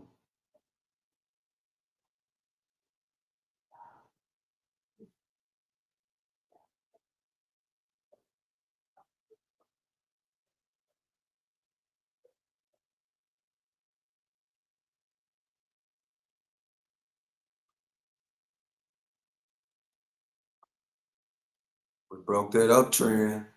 Let's see what's gonna happen. I might get my first short to the downside. The first two trades been up to that upside. Think I might get my first downtrend trade. Think it's coming.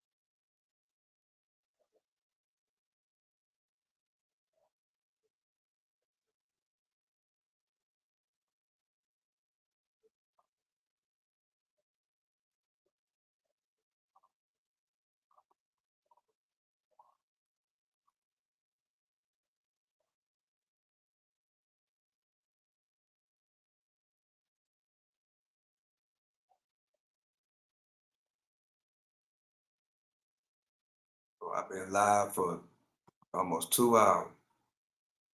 It's about time for me. I got about another 5 more minutes. Got some selling going on right here to the downside. Let's see where we go. Now, since I've been running my mouth a bit about Bitcoin, you see what done happened. Those lines finally Those EMAs are finally on top of the counters. Finally on top. See, all day, those 3 EMAs been on the bottom. That's an indication. When they're on the bottom, that's an indication we're going up. When they're reversing, now we're on the top, is an indication of a reversal.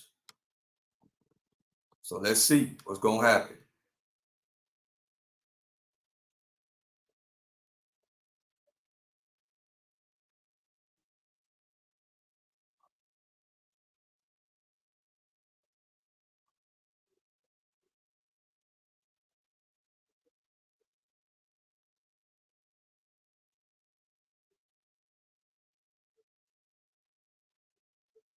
And we've seen that reversal to the downside.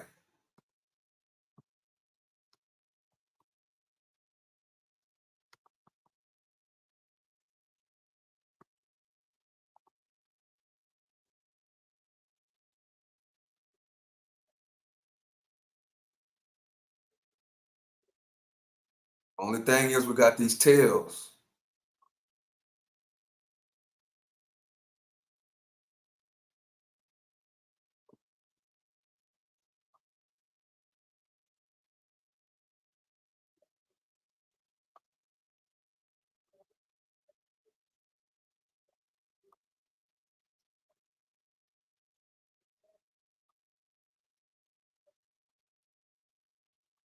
Okay, so we're going down. When those candles, yep, here we go. But we still wishy-washy. We still wishy-washy. Can't get in. Uh-oh. Oh, shoot. Can't get in yet.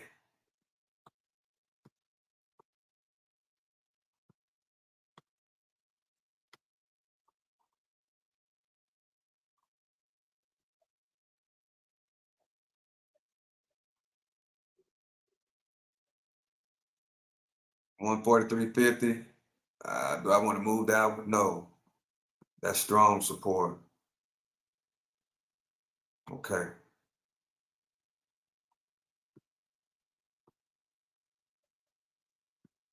Are we gonna go back inside of that uptrend?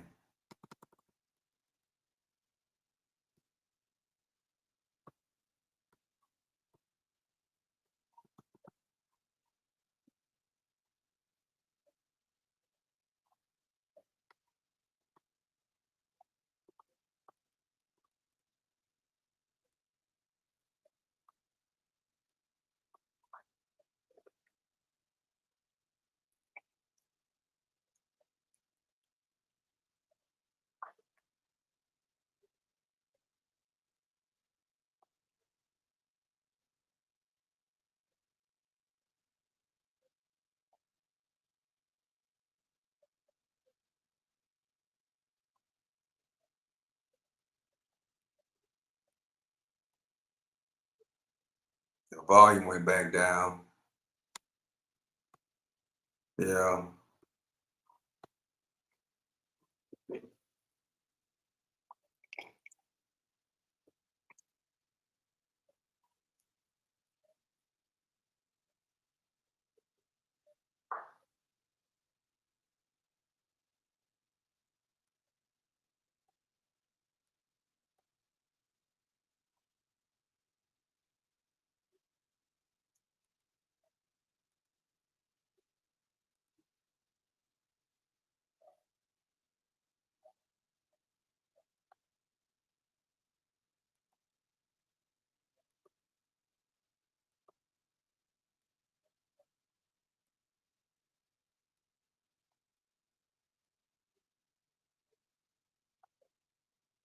No, there wasn't.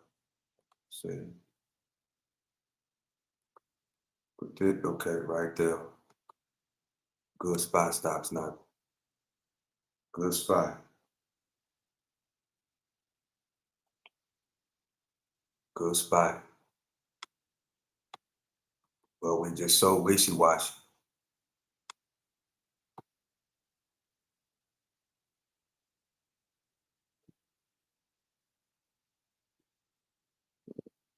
One, two, 3, 4, 5, 6 minutes. Nothing but wish watching. 2 trades today, 8%. We good to rock and roll.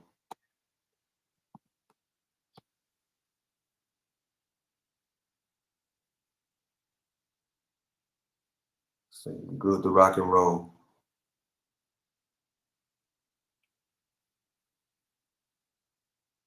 We're gonna break this 143.85 because we are headed down.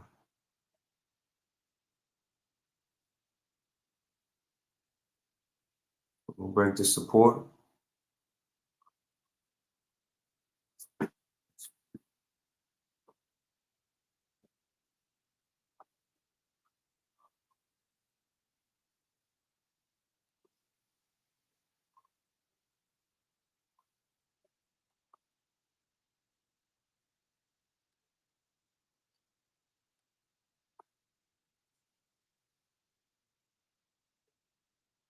See what's gonna happen.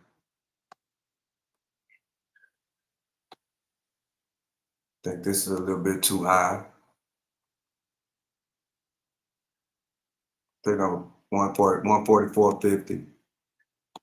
I'll leave that right there.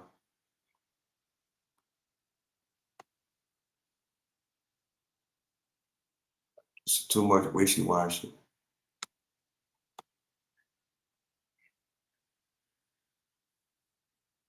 144.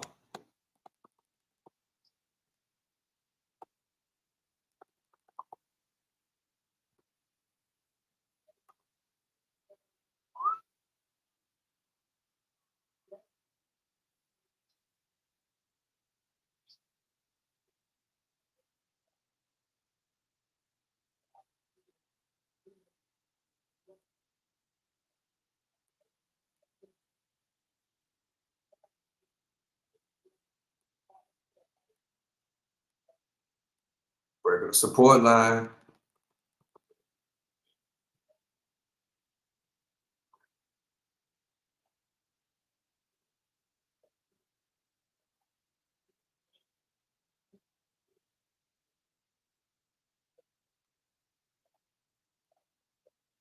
Whoa, big dump.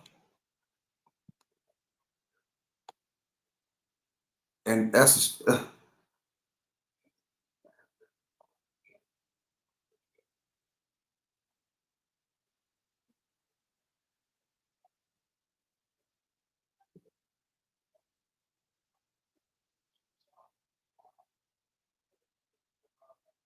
on that reversal, big dump. See what the spy doing.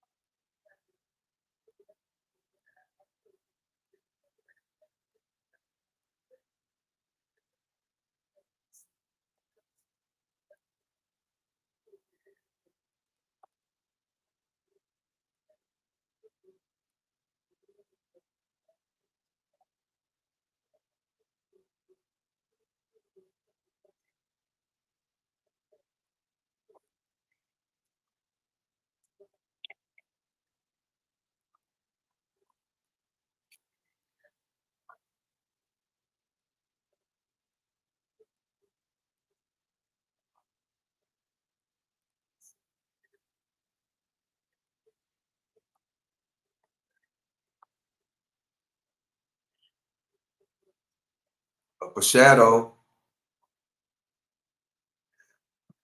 but those candles are still on top. That's still an indication that we're gonna head lower. I've been calling these plays. I've been calling these plays. Yeah, been calling them.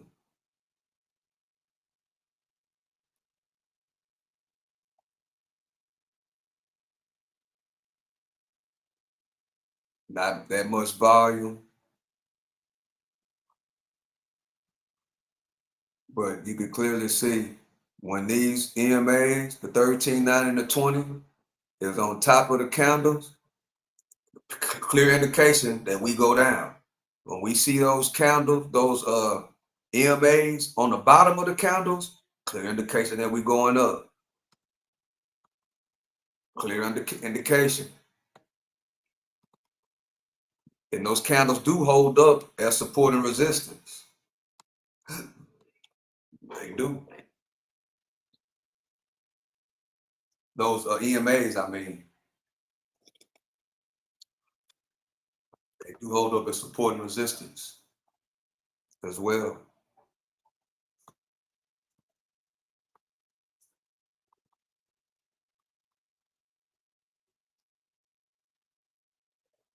Been live 2 hours.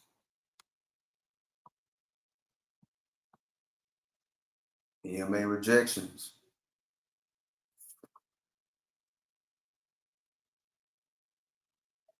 Still headed down. I'm not in nothing. I'm just here studying the charts, calling the plays. That's all I'm doing right now. I'm just chart studying and calling out plays.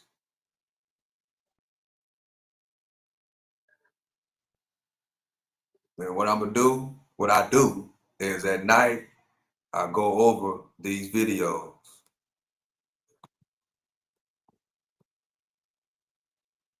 To see, maybe I always see something different when I rewatch it or what I could have done better. Even if, the trades come out good, I always learn. Either way, I try to learn a little bit more. And live streaming and going back and watching it, it's kind of like doing homework. It is doing homework at night. And that's made me better. Since I've been live streaming, I think I've been doing this for about, I know, over a month, every single day for a whole month. It is for more than a month, probably. It's time going by so fast. I know it's been over a month since I've been live streaming my trades every day. It's been probably 2 months. And I became a whole lot better trader. And, watching my trades and going over them, it's making me realize that I don't have to trade 10 times a day. I can trade 2 or 3. You know what I'm saying? And it's made me tighten up on my stop losses. It's made me tighten up on my take profits. It's this live streaming has benefited me a whole lot. A lot. Live streaming my trades because I wasn't doing that. I just was trading, and not going over my trades at night, because I wasn't like recording it. I was just trading. But me live streaming, and I can go back over it. Oh, I can go back later, which I do every single night, and I go over and I watch. That's why you hear me say recap, and then I go over the Pacific trade. That's for me. That's for me.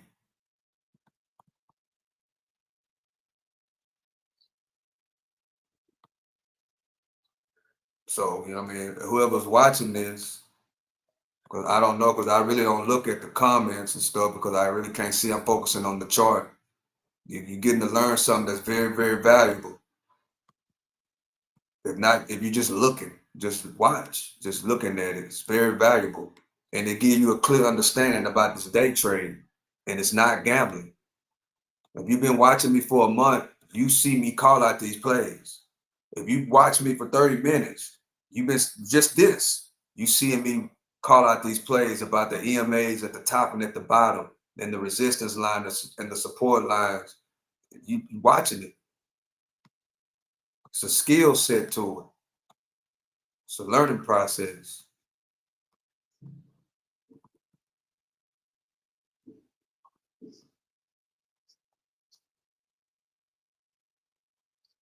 And I mean, it's a lot to it. It's more mental than anything because You got to be able to sit here and learn this, but then also, if I call a correct call and I ain't in it, I got to get rid of the emotion. Well, man, you ain't in it. I got to get over that because there's more. Now the EMAs are back at the bottom. There's more to it than the money. It ain't about the money. It's about the charts. And once I realized that it's really about the chart, because to be honest, I thought day trading was gambling too. I thought that too. But from being a long-term investor, that's what we are taught. As long-term investors, we're always taught, stay away from day trading. Stay away from that. Just go to work, make your money, you know what I'm saying? Spend less and then invest it long-term. That's what I always have been taught. That's what my mama, my daddy, my grandfather, that's what they taught. Go to work. If your job got a 401k, take advantage of the 401k. Also invest and buy your own stocks, on the side. Invest in, buy a piece of property, rent it out. That's always, that's what I have been embedded, and that's when I was taught. When I told my mama that I was gonna start day trading, she told me to stay away from it. My mama did. My mama told me to stay away from it. When I told her, well, I asked her what she thought about day trading, which I knew what she was gonna say. And she was against it. That's the person who gave me my first investing book when I was 7 years old. My mama, heavy investor. My grandpa, heavy investor. My daddy, heavy investor. And they didn't like me. Well, my grandfather's dead now, but my mom, you know what I'm saying, my mama didn't want me to touch day trading. She said, stay away from it, son. It's gambling. It's gambling. But I started watching it, and I just, I just got a liking it to it. So I just learned how to play it the right way. I just learned how to play it the right way. And she's still not with it, but hey, it ain't for everybody. But the one thing I noticed about me live streaming and recording and talking, that I got kids and I got grandkids. Somebody is going to uh take a liking into these videos, into this day trading. Somebody is. Might be my grandson, my granddaughter, might be my great grandson, my great granddaughter, because one thing about it, YouTube gonna be here forever. So that's another, it clicked. Man, Stock Sniper, bro, do you know what you can build with this live streaming YouTube, day trading? These videos, my grandkid, it could be my great niece or my great grandson or my great granddaughter, whoever, when I'm gone, can end up watching these videos and learn from all of these teachings and trainings that I'm doing inside of this YouTube channel. And somebody might say, hey, I get it. Not only did they teach me investing in different investments, they also taught me something that I can learn from, left something that I can learn from, that I can pull money out of thin air. I just gotta learn how to play it. And once I'm learning how to play it, understand that it's about reading the charts. It's about getting to learn these charts. Like Michael Jordan shoot threes, like Kobe Bryant run to the hole and dunk. Got to practice all the time, no matter what. I stay practicing, and I worry about the money on the back end. Once I understood that, it was over. But what I learned so much about recording this every single day, I learned that I don't have to trade. I don't have to day trade 10 times. All I need is 30 minutes. All I need is an hour, and it's it. One or two trade like today. I've only traded twice. That's it. 2 times, 2-0, 8%. I'm good. There's no reason for me to Trade again. There's no reason for me to be trading 10 times a day. There's no reason for me to be trading 5 times a day. No matter what it looked like, there's no reason. There's no reason. All I got to do is this taught me how to be more patient than I already was. So I don't need a home run every day. I don't need a home run every single day. That's being greedy. All I need is base hits, base hits, base hits, base hits. Sooner or later, I'm going to hit a home run. I'm going to hit a home run. But I can't look for home runs and keep chasing a home run. That's what I was doing. I was always chasing home runs. But since I've been live streaming, I don't chase home runs no more. I don't do it. I trade once or twice a day. I'll be a real stock sniper. This live streaming has turned me into stock sniper for real. And I love it because I sit back and like I'm talking right now, I listen to my words. I run 4 miles a day, 3 miles a day. I used to listen to other YouTube channels. I used to listen to Audible's books. You know what I'm saying? Think and Grow Rich is a great book. I listen to those books. I listen to them. But now, since I done built up my little live streaming, I will listen to myself now while I'm running. That's what I do. When I go run, since I got premium, when I'm running, I got my earphones on and I'm listening to myself talk. That's what I've been doing. Some people might think that's weird, but I'm talking motivation. I'm talking finances. I'm talking building for generations and generations and generations. Why? Because that's what was blessed to me. And I got to keep telling myself that over and over and over again. And it has made me a way better trader. Way better. Way better. And that's how I want my mind to think. I want my mind to think that everything that I see, what investment can I make? What investment can I make? What I don't need. I don't need those Jordans. I don't need no polo. I don't need that. I need Nike shares. I need polo. On the polo, I need to buy those shares. Not for me, but to pass down. That's my mindset. And I got to hear that every single day. Every single day, I got to hear that. And I got to hear who I got to hear saying? Me. I don't need nobody else saying it. I got to say it to myself because it's me against me. Ain't no competition. It's just me. It's me against me. So yes, I listen to me. While I'm running my 4 miles a day, I listen to me. That's why I'm so glad that I started live streaming my trades. Motivate myself to do better, to do more. My main goals right here.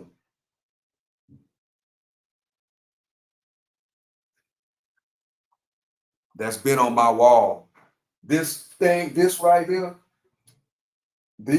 those 4 daily goals, 1, 2, 3, and 4, been on here for years before I even came to YouTube. My grandfather always told me, he's right there. You need to be earning, you need to spend less, you need to be investing. And that's what I've been doing all my life. Of course, I've had problems and I've had struggles. Some investments I didn't hold on to, like my worst decision was selling my Netflix shares. I made a huge mistake and I sold my Netflix shares. Yes, I owned 100 shares of Netflix when it was $100. Yep, I owned 100 of them. And I was younger too. I was younger. So, and Netflix is $900 a share right now. I was younger and I sold them because I didn't really understand what Netflix was going to become. I didn't understand it. I basically just bought the shares because Netflix had just came out, and I like the fact that you can go on the site and you can watch old movies and stuff like that, because that's what it was back then. They was basically streaming uh reused content. You know what I'm saying? Like old movies. That's what Netflix was back in the day. And I liked it that. I didn't I didn't really research the owner. I didn't really research what their vision was, because it wasn't that much out there back then as much as what it is right now. See, right now, in 2024, you can research these people. You can do a lot more to find out what their visions are and stuff like that. And plus, I was young and I was truck driving, so I was investing, but I didn't take Netflix serious. That's one of the main investments that I did not take serious, was Netflix. And now if you've seen my portfolio, I've showed a snippet of one of my brokerage accounts on live. I've done that before. And majority of those, if you've seen it, the majority of those companies was passed down to me from my grandfather. I'm gonna make that clear. A lot of those, if you've seen that portfolio, the one that I showed, that one right there, when I showed my Charles Schwab account, those shares was passed down from my grandfather. So I mostly had those shares for, I would say, over 30 years, more than 30 years. Those shares, more than 30, more than 30. But I was able to add on to those shares. I do buy, I add on. I've added on to them. That's why, if you've seen it, one company, I got over 900 shares. A lot of them was passed down. But I also have been buying more of those shares, buying more. But I had Netflix and I didn't take it serious. I wasn't in the mindset of, even though I knew it. See, knowing and doing is two different things. That's what I've learned. You know, but you don't do. In other words, I know that because the stocks and real estate was passed down to me, I didn't have it embedded in my subconscious mind. I wasn't thinking about the future, right? I wasn't thinking about like now, I think about my great grandkids. I think about them.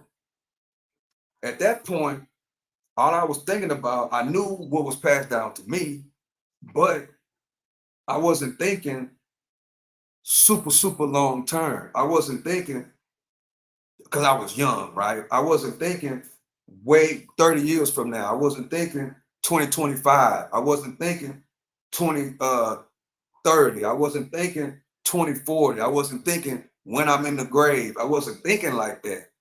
Even though I knew it, that's what it's a difference between knowing and doing. Basically, that's what I'm saying. Now I'm doing, right? I got my mind right, where I know that whatever I come up on now, it's not mine. It's for them. And of course, they understand this, that, and the third.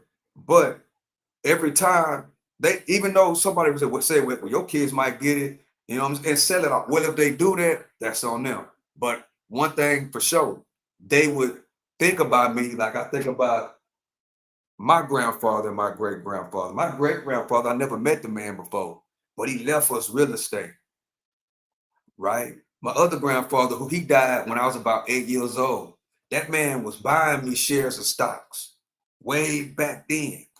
My mama, I didn't get Jordans. My mama didn't buy me Jordans. My mama bought me stocks.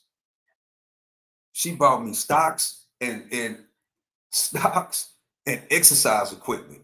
That's what my mama bought me. I didn't get Jordans as a little kid. So that's kind of like how I am right now. I don't wear no Jordans. I don't have to wear polo.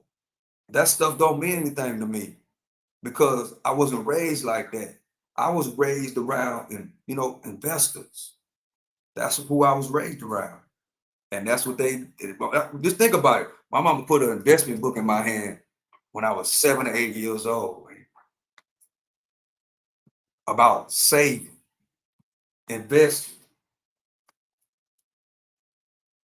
That's what she did, and made me write that on my wall. When I was a kid, I had chores on everything that I had to do, and I had to write stuff down. That's why my mind is always about investing in something. That's why it was so easy for me to jump into the trucking business, because I already had the earn, spend less, and invest uh, embedded in me. That's why once it started clicking, I started thinking about investing about different things. Just like right now, you know what I'm saying? I went on and started a delivery business from scratch using the things that we got out right now. It's so easy to start a delivery business right now. You ain't see back then, the only way to get into the delivery business, you had to like get into the trucking business, like what I did. So it was easy for me to say, well, okay, I don't want no truck note. I want to pay for my truck cash. Exactly what I did. Because they taught me don't borrow no money. Make the money and pay for it cash. And that's and then once I did that, guess what? I made the money back within 90 days. But then come to realize I hated truck driving. I drove trucks for 20 years. I hated it. I hated it. I hated that I had to get up. I hated, I had to get up all because it took me away from my family. Truck driving, always on the road, always gone. It took me away from what I love to do. It took me away from it. I hated it, bro. I just was going through the motions, basically. I was just going through the motions because I knew I had to provide for the family. But I wasn't happy. You know what I'm saying? I had to find something that I love. I didn't love truck driving. I loved the stock market. I loved investing. Then when I got introduced to day trading, I loved this. I love day trading. I love reading the charts. I loved it. I love it. I love it. I love it. I love going out running my 3 miles a day. I love it. Running my 4 miles a day. I got to change it. I'm not on 3.5 no more. I'm on 4. I got to change that 4 miles. I love it. Now I got me a delivery business, which I can work that on my own time whenever I get ready. Pull the delivery business out of thin air. That's exactly what I did. Earn, spend less, and invest. Exactly what I did. Pull the delivery business out of thin air. That's what I like. Whenever I feel like doing my delivery business, guess what? I go do it. If I don't feel like it, I don't do it.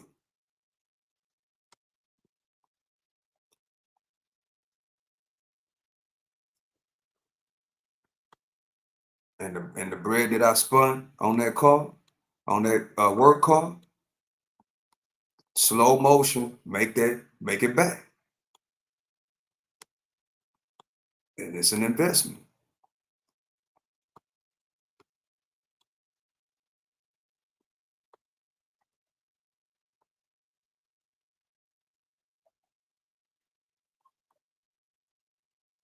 I've been live. Let's see.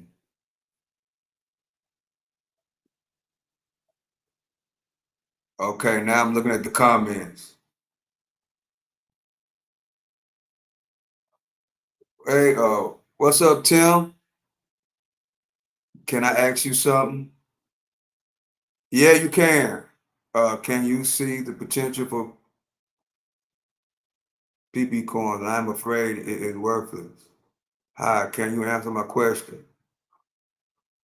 Uh, PP coin. I don't know nothing about PP coin. I can't see another thing. if you have to ask, you shouldn't be investing. Can you see the potential for Bitcoin? I like your question. It's a good question, but I'm gonna say something very, very. This is please take this the right way. You know what I'm saying? If you have to ask as an investor, right? If you looking for a return, you cannot. One thing, you can't be greedy. You can't looking for a get rich quick scheme. It won't. It's not, bro. It's not a get rich quick scheme. I don't know anything about PP coin. I've never heard of it. But number one, don't never invest in something that you don't know anything about. That's the number one rule, bro. Especially when it comes to these coins. You know what I'm saying? Because these coins don't have no insurance. So if you got a lot of those coins and that peep coin is just a hype money grab, you'll lose it all. I ain't trying to scare you. I'm just keeping it real. You'll lose it all. I don't know anything about PP coin. That's one thing I'm gonna tell you. I don't know anything about it. I don't. I mean, Bitcoin, Dogecoin, Shiba Inu. I know about those. I know about Bitcoin more than anything. I know about them. But all these new coins that be popping up, majority of them be scams, bro. I'm gonna just keep it real. Like Cali Muscle came up with a Cali coin, right? He got a lot of followers, and he come up with a Cali coin. So everybody said, "Oh, Cali coin, oh, it's going to the moon." They want to get rich right now. Oh, Cali coin is going to the moon. A lot of people bought in, and guess what Cali them did?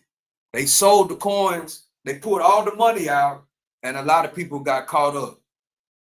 But there's no insurance, right? It's a scam. It's like if I got 10 million followers, you know what I'm saying? I'm a heavy influencer. And everybody, if I say jump, they're gonna jump. And I say, well, I'm gonna come out with a stock sniper coin. And I come out with a stock sniper coin, and I tell everybody, and I show them the charts like I'm doing right now. And I show the charts, but it don't say what does it look at? It don't say Nvidia, it says stock sniper coin. And it's going all the way up. And I show y'all that the people are buying are up 1,000%, or up 3,000%, or up 5,000%. And more people start buying, as I say that. More people start buying. But I'm the one that's pumping it. So I'm in down here at the bare minimum while they pumps it up.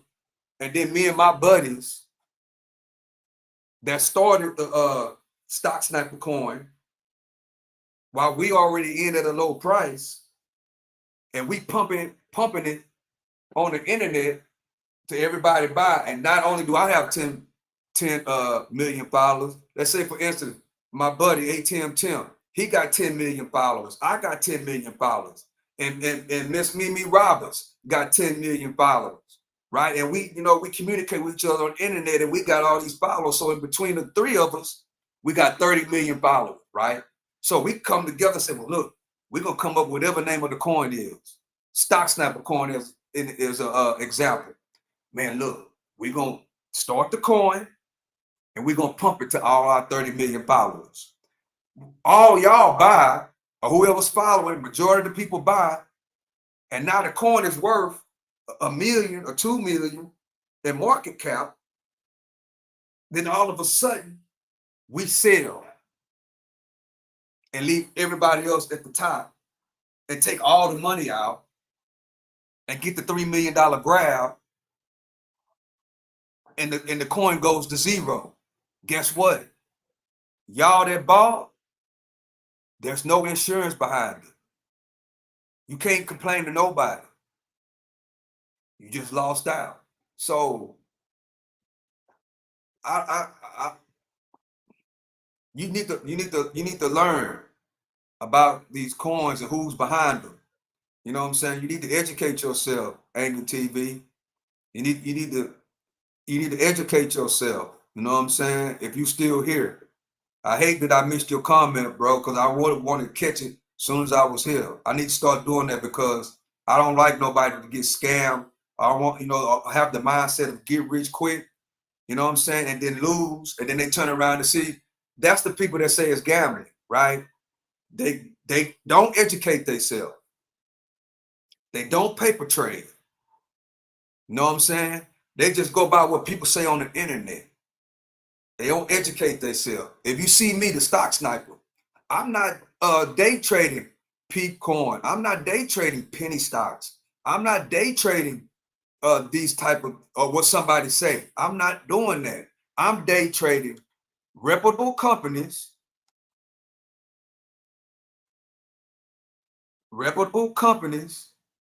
that we already know, like, and trust, and that ain't going nowhere. That has real product behind it that we use every single day. So if you want to get into, seem like to me, you want to get into day trading, you want to get into trading these coins and these stocks. First thing you need to do is understand it's not a get rich quick scheme. It's not that, bro. No. Second thing you need to do is educate yourself.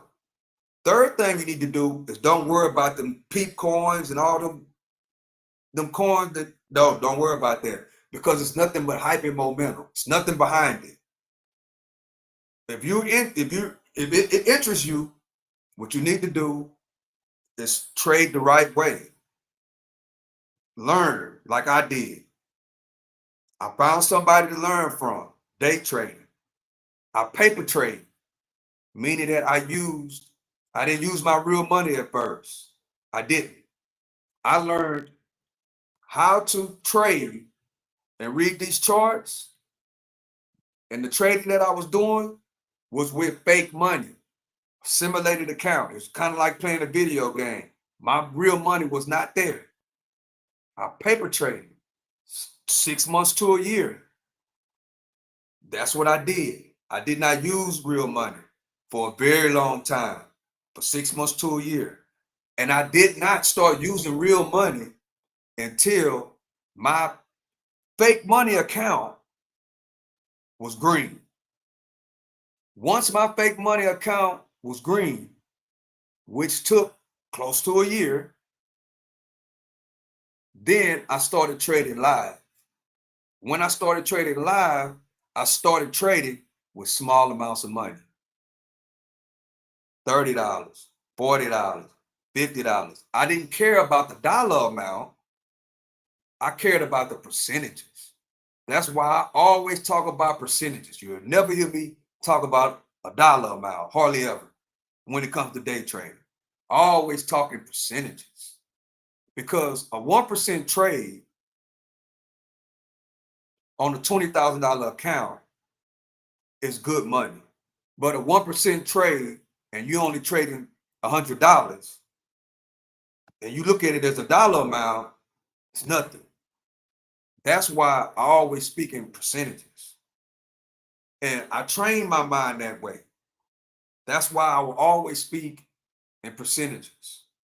Because one thing that keeps me disciplined, and number two, for the people that's watching, if they ever watch, they're not paying attention to the dollar amount.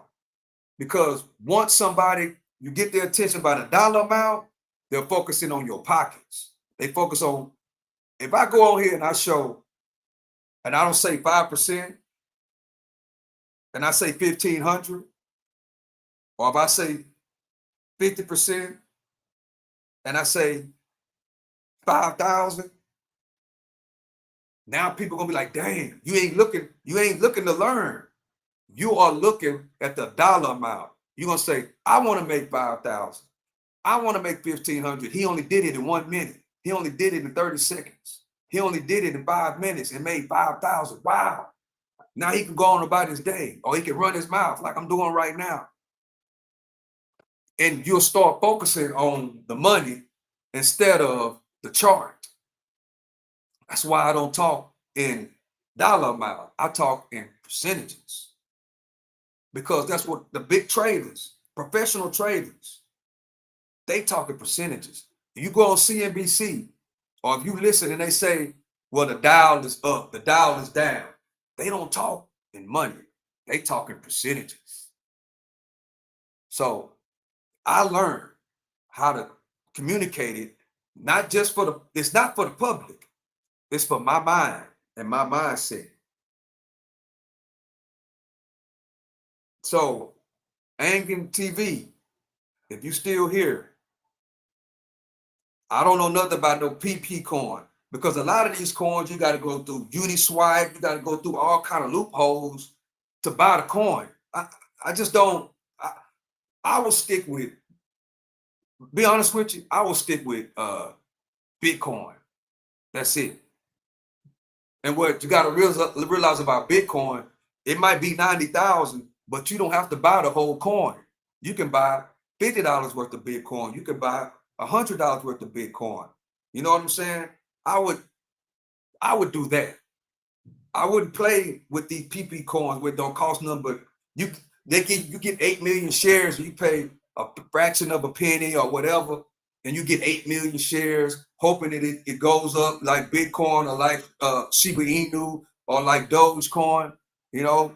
But I am scared it is worthless. So that means that you got money in a lot. Never put in no more than you can afford to lose. Number one. So all I can tell you is use it as a learning experience. It's up to you if you want to hold or you want to cut your losses quickly. But I never heard of no PP coin. But if it do come up worthless, do not say it's a scam. Do not say it's it's gambling. Don't do that. What you need to do is use your mind. You got to understand. If you got a liking to crypto, got a liking to the stock market, learn the proper way, bro. You have to learn the proper way. Stay away from those type of coins. PP, stay away from that. Stay away, because there is, you can, even though you can get rich quick, don't look at it as get rich quick, because when you get let down, you're gonna say it's gambling. You know what I'm saying? And that's what I don't like. When people don't know what's going on and ain't educated and get done like that, and then turn around and start and come in my live and tell me it's gambling when it's not. Well, now that's gambling. PP coin, something that nobody knows anything about, is just some YouTube or some person that's pumping it up with his buddies. That's gambling. That's what I'm telling you right now. So don't be upset, Angin TV, but I don't know if it's worthless or not, because I don't know nothing about no PP coin. I stay away from those type of things. But you got to have a mindset. Don't worry about getting rich quick. What you need to be focused on, use that as a learning experience. If whatever happens, if you feel like you want to hold it or whatever, look at it as a learning experience and learn as much as you can. Matter of fact, you need to subscribe to this channel and start coming in and rocking with me. And then, because I'm gonna lead you to the water. All you gotta do is listen. I'll lead you there, but you got to be smart about it. You can't sit here and get into these coins like that. You want to be in a position where you won't have to ask a question like that. That lets me know that you don't know any, which ain't nothing wrong with asking a question, but that lets me know that you should be investing.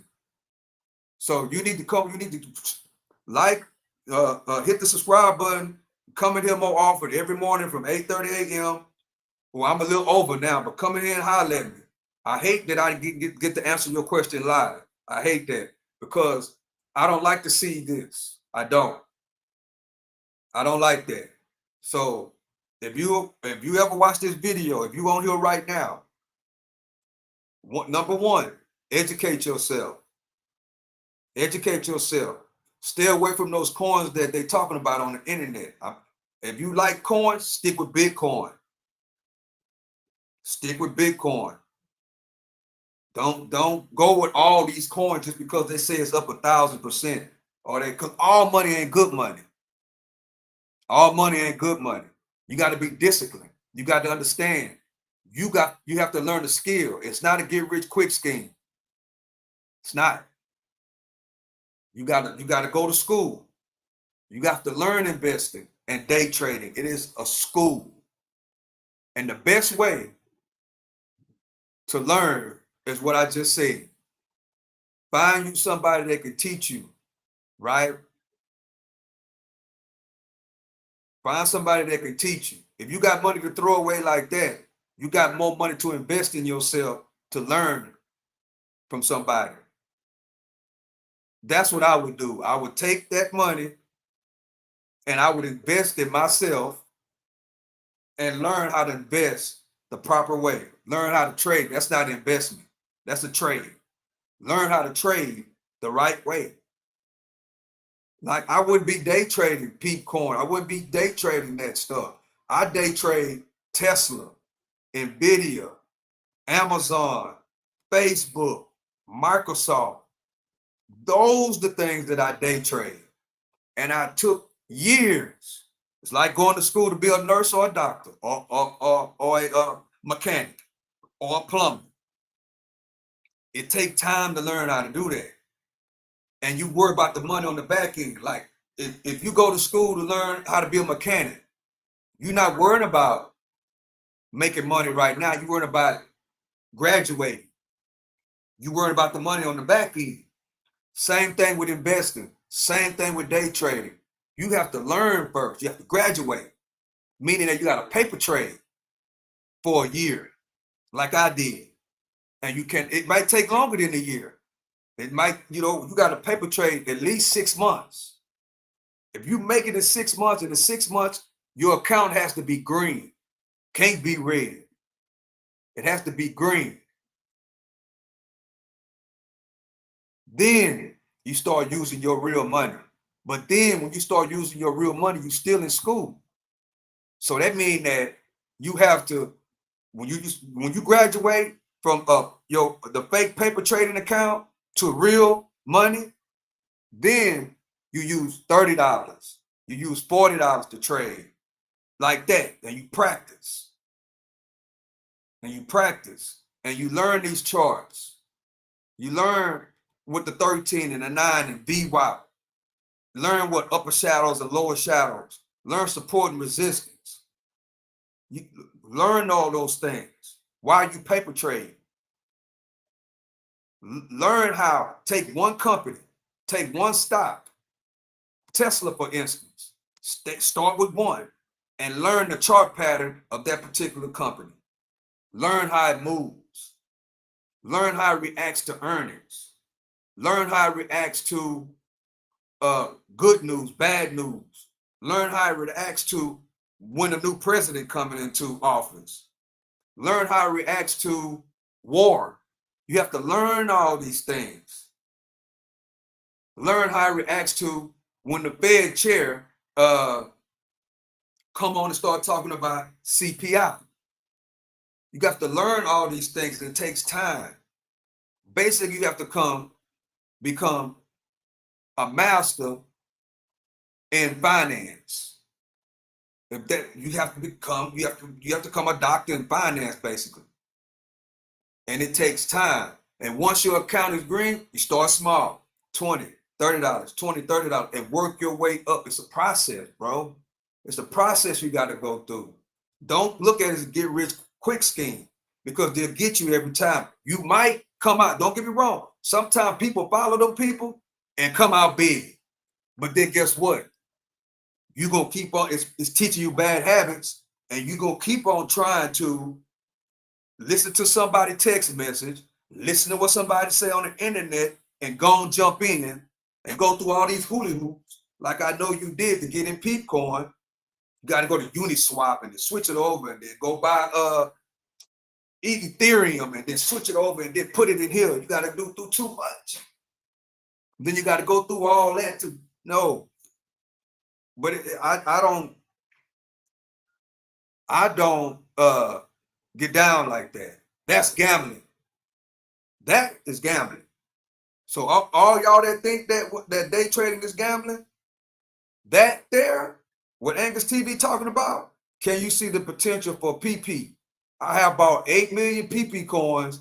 I am afraid it is worthless. That's gambling. For one, you don't know anything about it.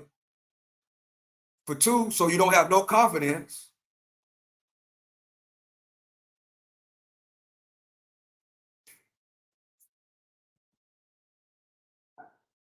That's gambling. That, y'all, is gambling. So, bro, use that as a learning experience. We all been down that road before, making investments that we really didn't think clearly, didn't think it out. All we thinking about is the money. It ain't about the money. It's about the knowledge. It's about the wisdom. That's what it's about. Once you get the knowledge and you get the wisdom, then you get the money. The money comes with the knowledge and the wisdom. And putting the work in. You got to put the work in, though. You can have all the knowledge and wisdom. You can have all the knowledge and wisdom. But if you don't put the work in, that knowledge and wisdom knows nothing. I can know everything that my grandfather taught me and my mama, all that they taught me about investing.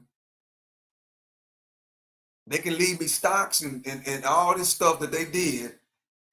But if I don't put the work in to do what I need to do to build it, it means nothing.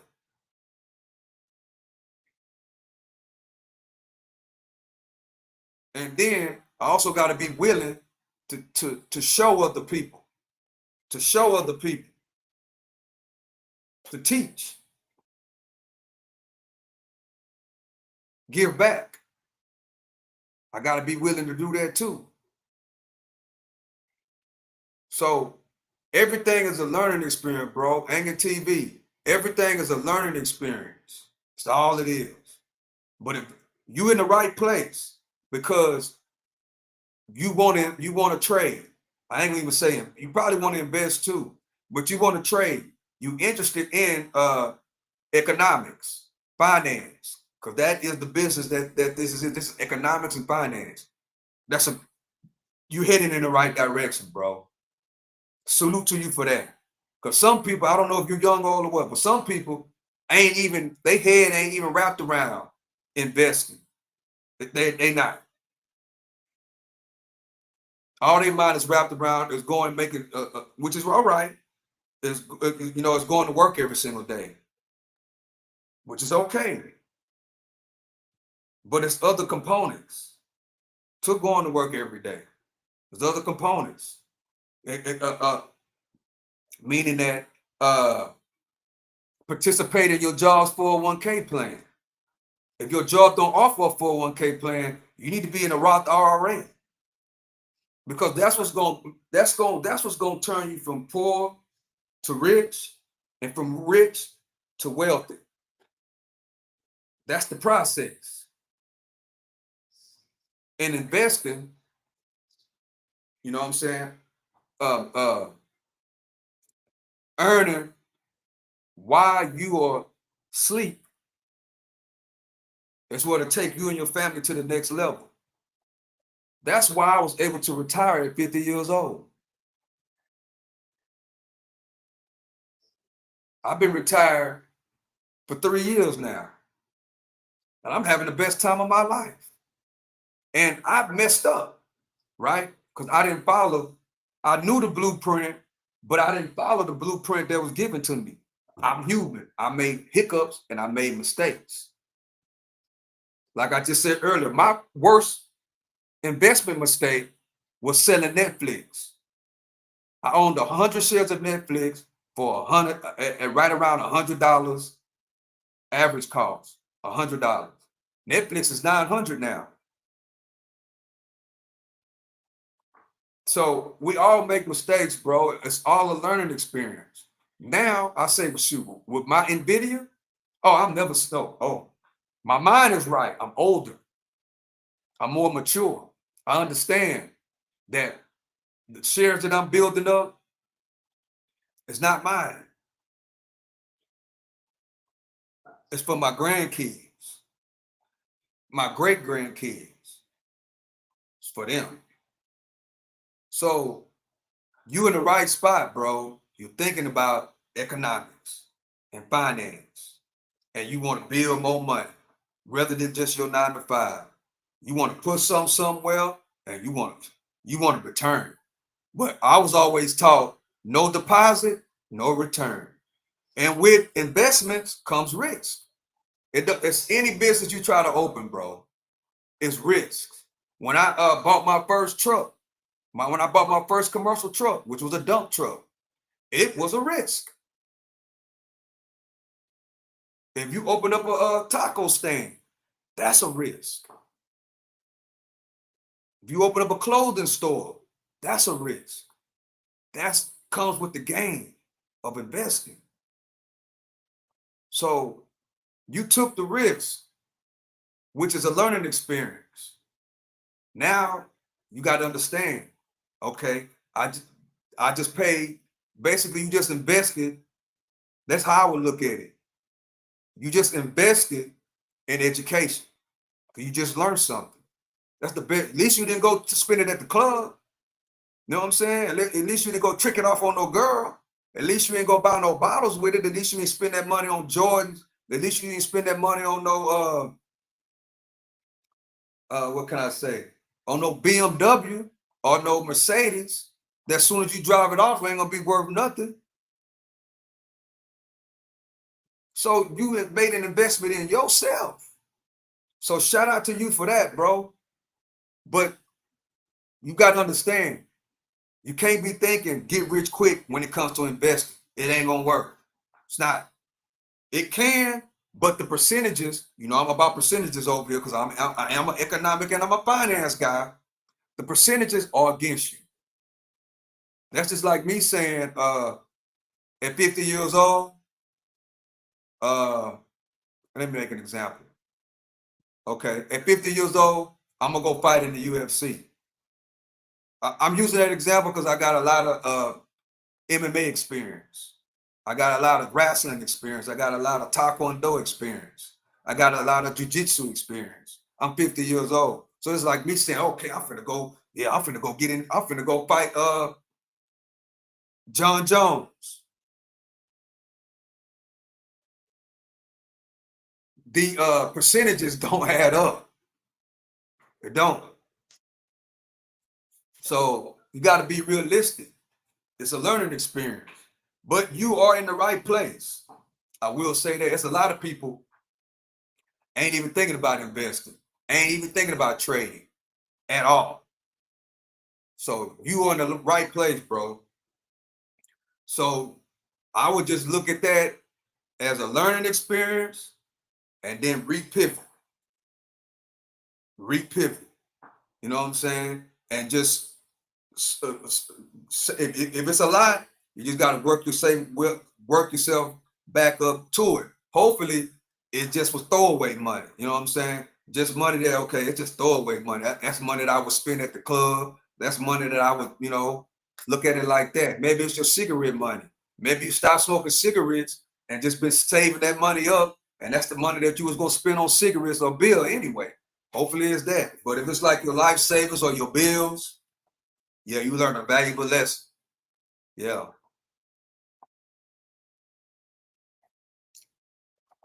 But I appreciate the question though, man.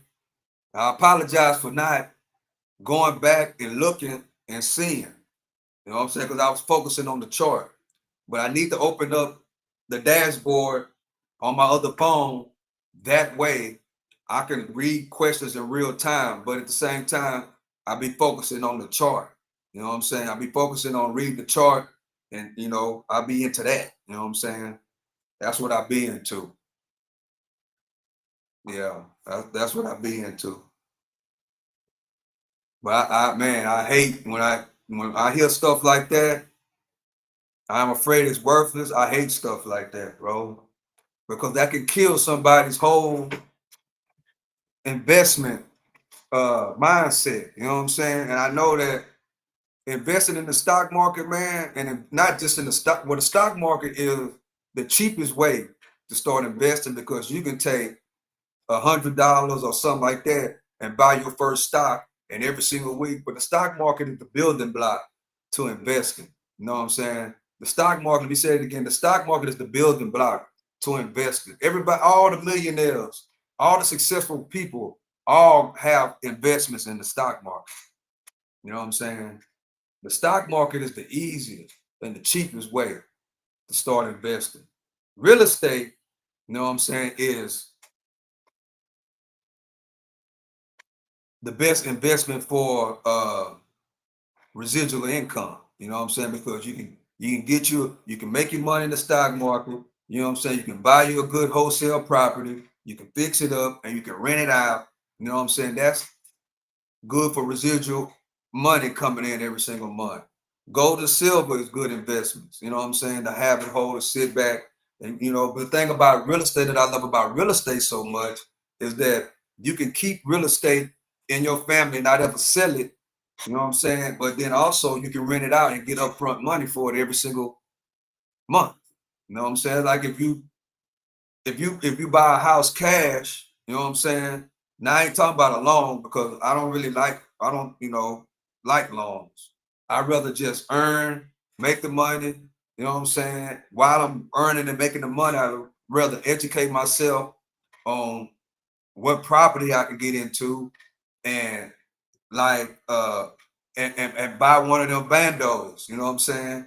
And get a good person that can fix it up and then rent it out. You know what I'm saying? If I don't know what area, but like I'm in Texas, so those houses are kind of cheap. Those houses are like 50, 60, 70,000. You might could get it on the wholesale, like I said, wholesale houses. You know what I'm saying? You might could get it for 50% off or 75% off. If it's worth 75,000 and you get it for 40, you know what I'm saying? Then you got the other 30 that you can put inside and fix it up, and you can automatically rent it out. Why you hold it? While you hold it and sit on it. You know what I'm saying? And get rid of you can sit on it for 10, 15 years or however you want to do it, but it's upfront money. That's what I love about real estate. I actually like real estate better than I do the stock market because real estate is a tangible asset that you can touch and you can rent out. And especially if you got a good tenant, you can rent it out and every single month you get that. You know what I'm saying? You get 1,000. Well, I don't know how the rent. You know what I'm saying? The rent out here is about 1,500, 1,500 to 2,000, depending on the square footage in the rooms. Now, if you got a 3-bedroom house, you're looking at about 1,800. And so, if you done bought it for 70, if you done put 70,000 into it with the rehab, and you get 2,000 a month off of it, you gonna get that 70. You are gonna get that 70,000 back over time. Especially if you got a good tenant in there that's taking care of the property and they pay their rent on time every single month. You're gonna get that money back. That's real estate is the best investment to make. And then to be in your family forever. You can pass it down to your kid. You can pass it. There can be rental properties for them. It's unlimited with real estate, you know, or you can cash it out, however how you want to do it. But yeah, I hate to hear when people put in on these coins and then lose it all, bro. That's so sad to me. Like how they did Cali Muscle. Cali Muscle did the same thing. Came up with the Cali coin and scammed all them people. Ain't gonna holler about he didn't know. That's what Cali Muscle said after all the people lost their money. He came back and said he didn't know. He wasn't really educated. That's what he told the people. That he didn't know. But he was on there with charts and everything. When he was pumping it, he had the charts on there like this, like my charts. He had that all up there pumping Cali coin. Get in now, y'all. It's up 200%. Everybody's buying. Look, he bought and sold and got out. You know what I'm saying? All right there. It was a big money grab. They got millions and millions of dollars. And they shut the whole Cali coin down and ran away with the money. That right there was cold, man. That was cold. That was cold. I don't look at Cali Muscle the same ever since then. I don't even after that. Because when he came up with the Cali Muscle thing with the Cali coin, I went inside of the live and I told the people, y'all don't do it, man. Don't do it. When he said he came up with the Cali coin, I knew it was over. Somebody was gonna get got, and somebody was gonna walk away with all the money. There's always the guy who come up with those coins, and that's exactly what happened. Scam. Yep. After that, I unsubscribed to his channel. Sure did. Why? Stick to what you do, which is uh muscle, building muscle and lifting weights. Stick to that. He went from lifting weights to his own coin, and then tell us after the coin went to zero. Then he come around and tell us he wasn't educated on it like that. He didn't educate himself well enough to understand what would happen. Which I said when he first launched it, I went in live and I told the people, it's a pump and dump, bro. Don't do it. Don't do it. Sad situation. But yeah, use it as a learning experience, bro. Don't give up on investing, man. Just look at it like this. I was I had the mindset of get rich quick and I failed for it. That's on me. It's a learning experience. Then start all over again. Do what this say. Earn, spend less. While you earning and spending less, learn about investing. S&P 500. You know what I'm saying? If you wanted to start investing, S&P 500, SPYG. You know what I'm saying? And just start buying stocks every week. I got a vlog that I do right now. I'm starting a brand new portfolio from scratch. I'm in this Friday will be week 4. Well, I go in every Friday and I add on to my portfolio that I started on Webull. And I started so far, I got NVIDIA, AMD, and then I got SPLG.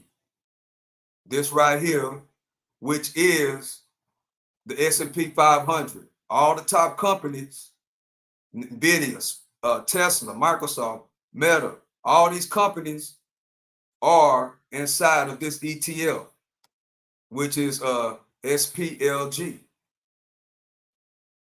It is the daughter of the SPY.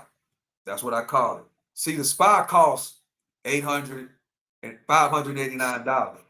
But I decided to go with SPLG, because for the people that watch the video, a lot of people don't have a lot of money to start investing.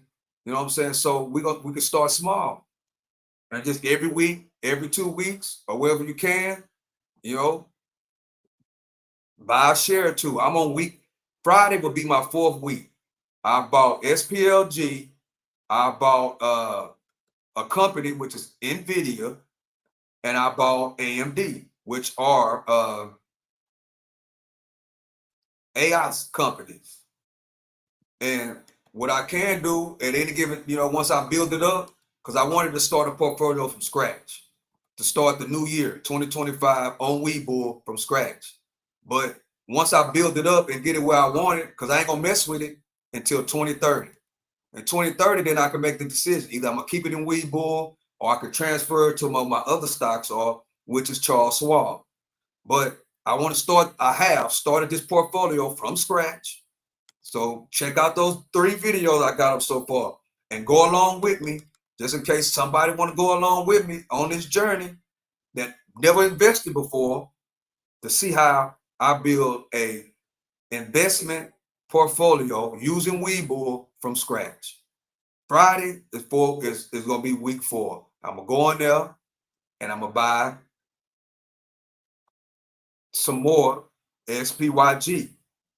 I might buy one SPYG and then buy some more AMD and just do it like that.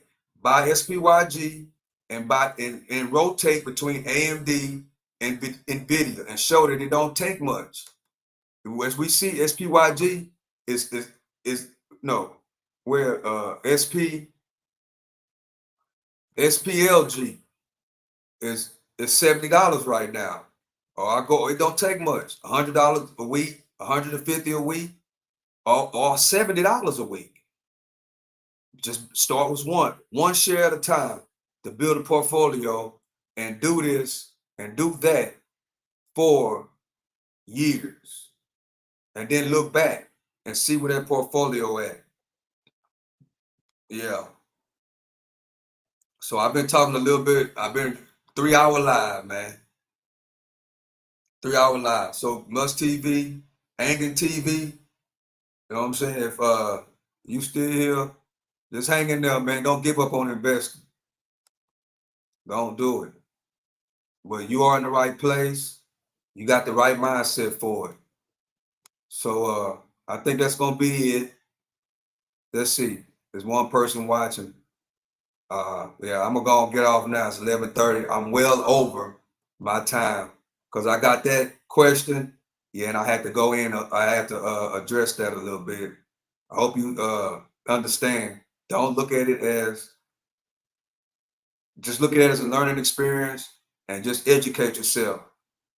You know, while you earn, spend less, and invest. You got to educate yourself. So I appreciate y'all for joining me. I hate that I didn't look at the comments, you know, to the end of the end of the live. But I appreciate y'all for joining me as always. Mimi Roberts, appreciate you. ATM Tim, I appreciate you. Angus TV, I appreciate you for asking the questions, man. I hope I helped you out a lot. Don't give up. You know what I'm saying? Just use it as a learning experience, you know, and just stay away from those those coins like that, you know, stay away from those. Learn trading and investing the right way. You know what I'm saying? And I appreciate you for joining me. I really do. I appreciate you for joining me. So yeah, I got my cup. Earn, spend less, and invest. All you coffee drinkers and tea drinkers, 3 daily goals right there that'll keep you accounted for. It's beautiful looking at this cup every single day. Earn, spend less, and invest. That's the motto right there. And invest can be anything. Invest in a taco truck. Invest in an 18-wheeler. Invest in a car and start your first delivery business and become a delivery business owner. You know what I'm saying? But yeah, it's a nice cup. I do have them on the market. You know what I'm saying? All you got to do is go inside the description and click the merchandise link. You know what I'm saying? If it's just to support the channel. You know what I'm saying? Nice cup coffee mug. You can get them in any color. Black, black and red, pink. You know what I'm saying? Buy it for your son. Buy it for your wife. There's pink ones. You know what I'm saying? I like the black and white ones and I like the black and red ones. You know what I'm saying? Earn, spend less, and invest. Nice. I love my cup. I drink my tea, have my tea time, and my earn, spend less, and invest cup. It keeps it on my mind. Every day I look at this cup, earn, spend less, and invest. That's what you got to do, Stock Sniper.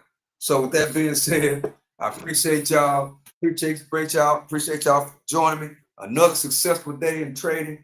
Up 8% on the day. Only 2 trades. But the main point, hopefully I help somebody out, bro. Hopefully. Share the video. Watch it again if you have to. It's a wealth of knowledge in this video. Earn, spend less, and invest. 704 Wall Street. It's my block. It's my block. Earn, spend less, and invest. 704 Wall Street. It's my block. Love and I appreciate y'all. Y'all have a great day. I will be running today. I didn't get to run yesterday because it was pouring down raining. So I will be back with my walk down a little bit later. I love and I appreciate y'all. Stay earning, stay spending less, stay investing. And if you're not investing, you can start right now. One share at a time, 1 week at a time, 1 year at a time, and build that portfolio, pass something down to your kids and your grandkids, something that'll be in your life forever. With that being said, it is the Stock Sniper.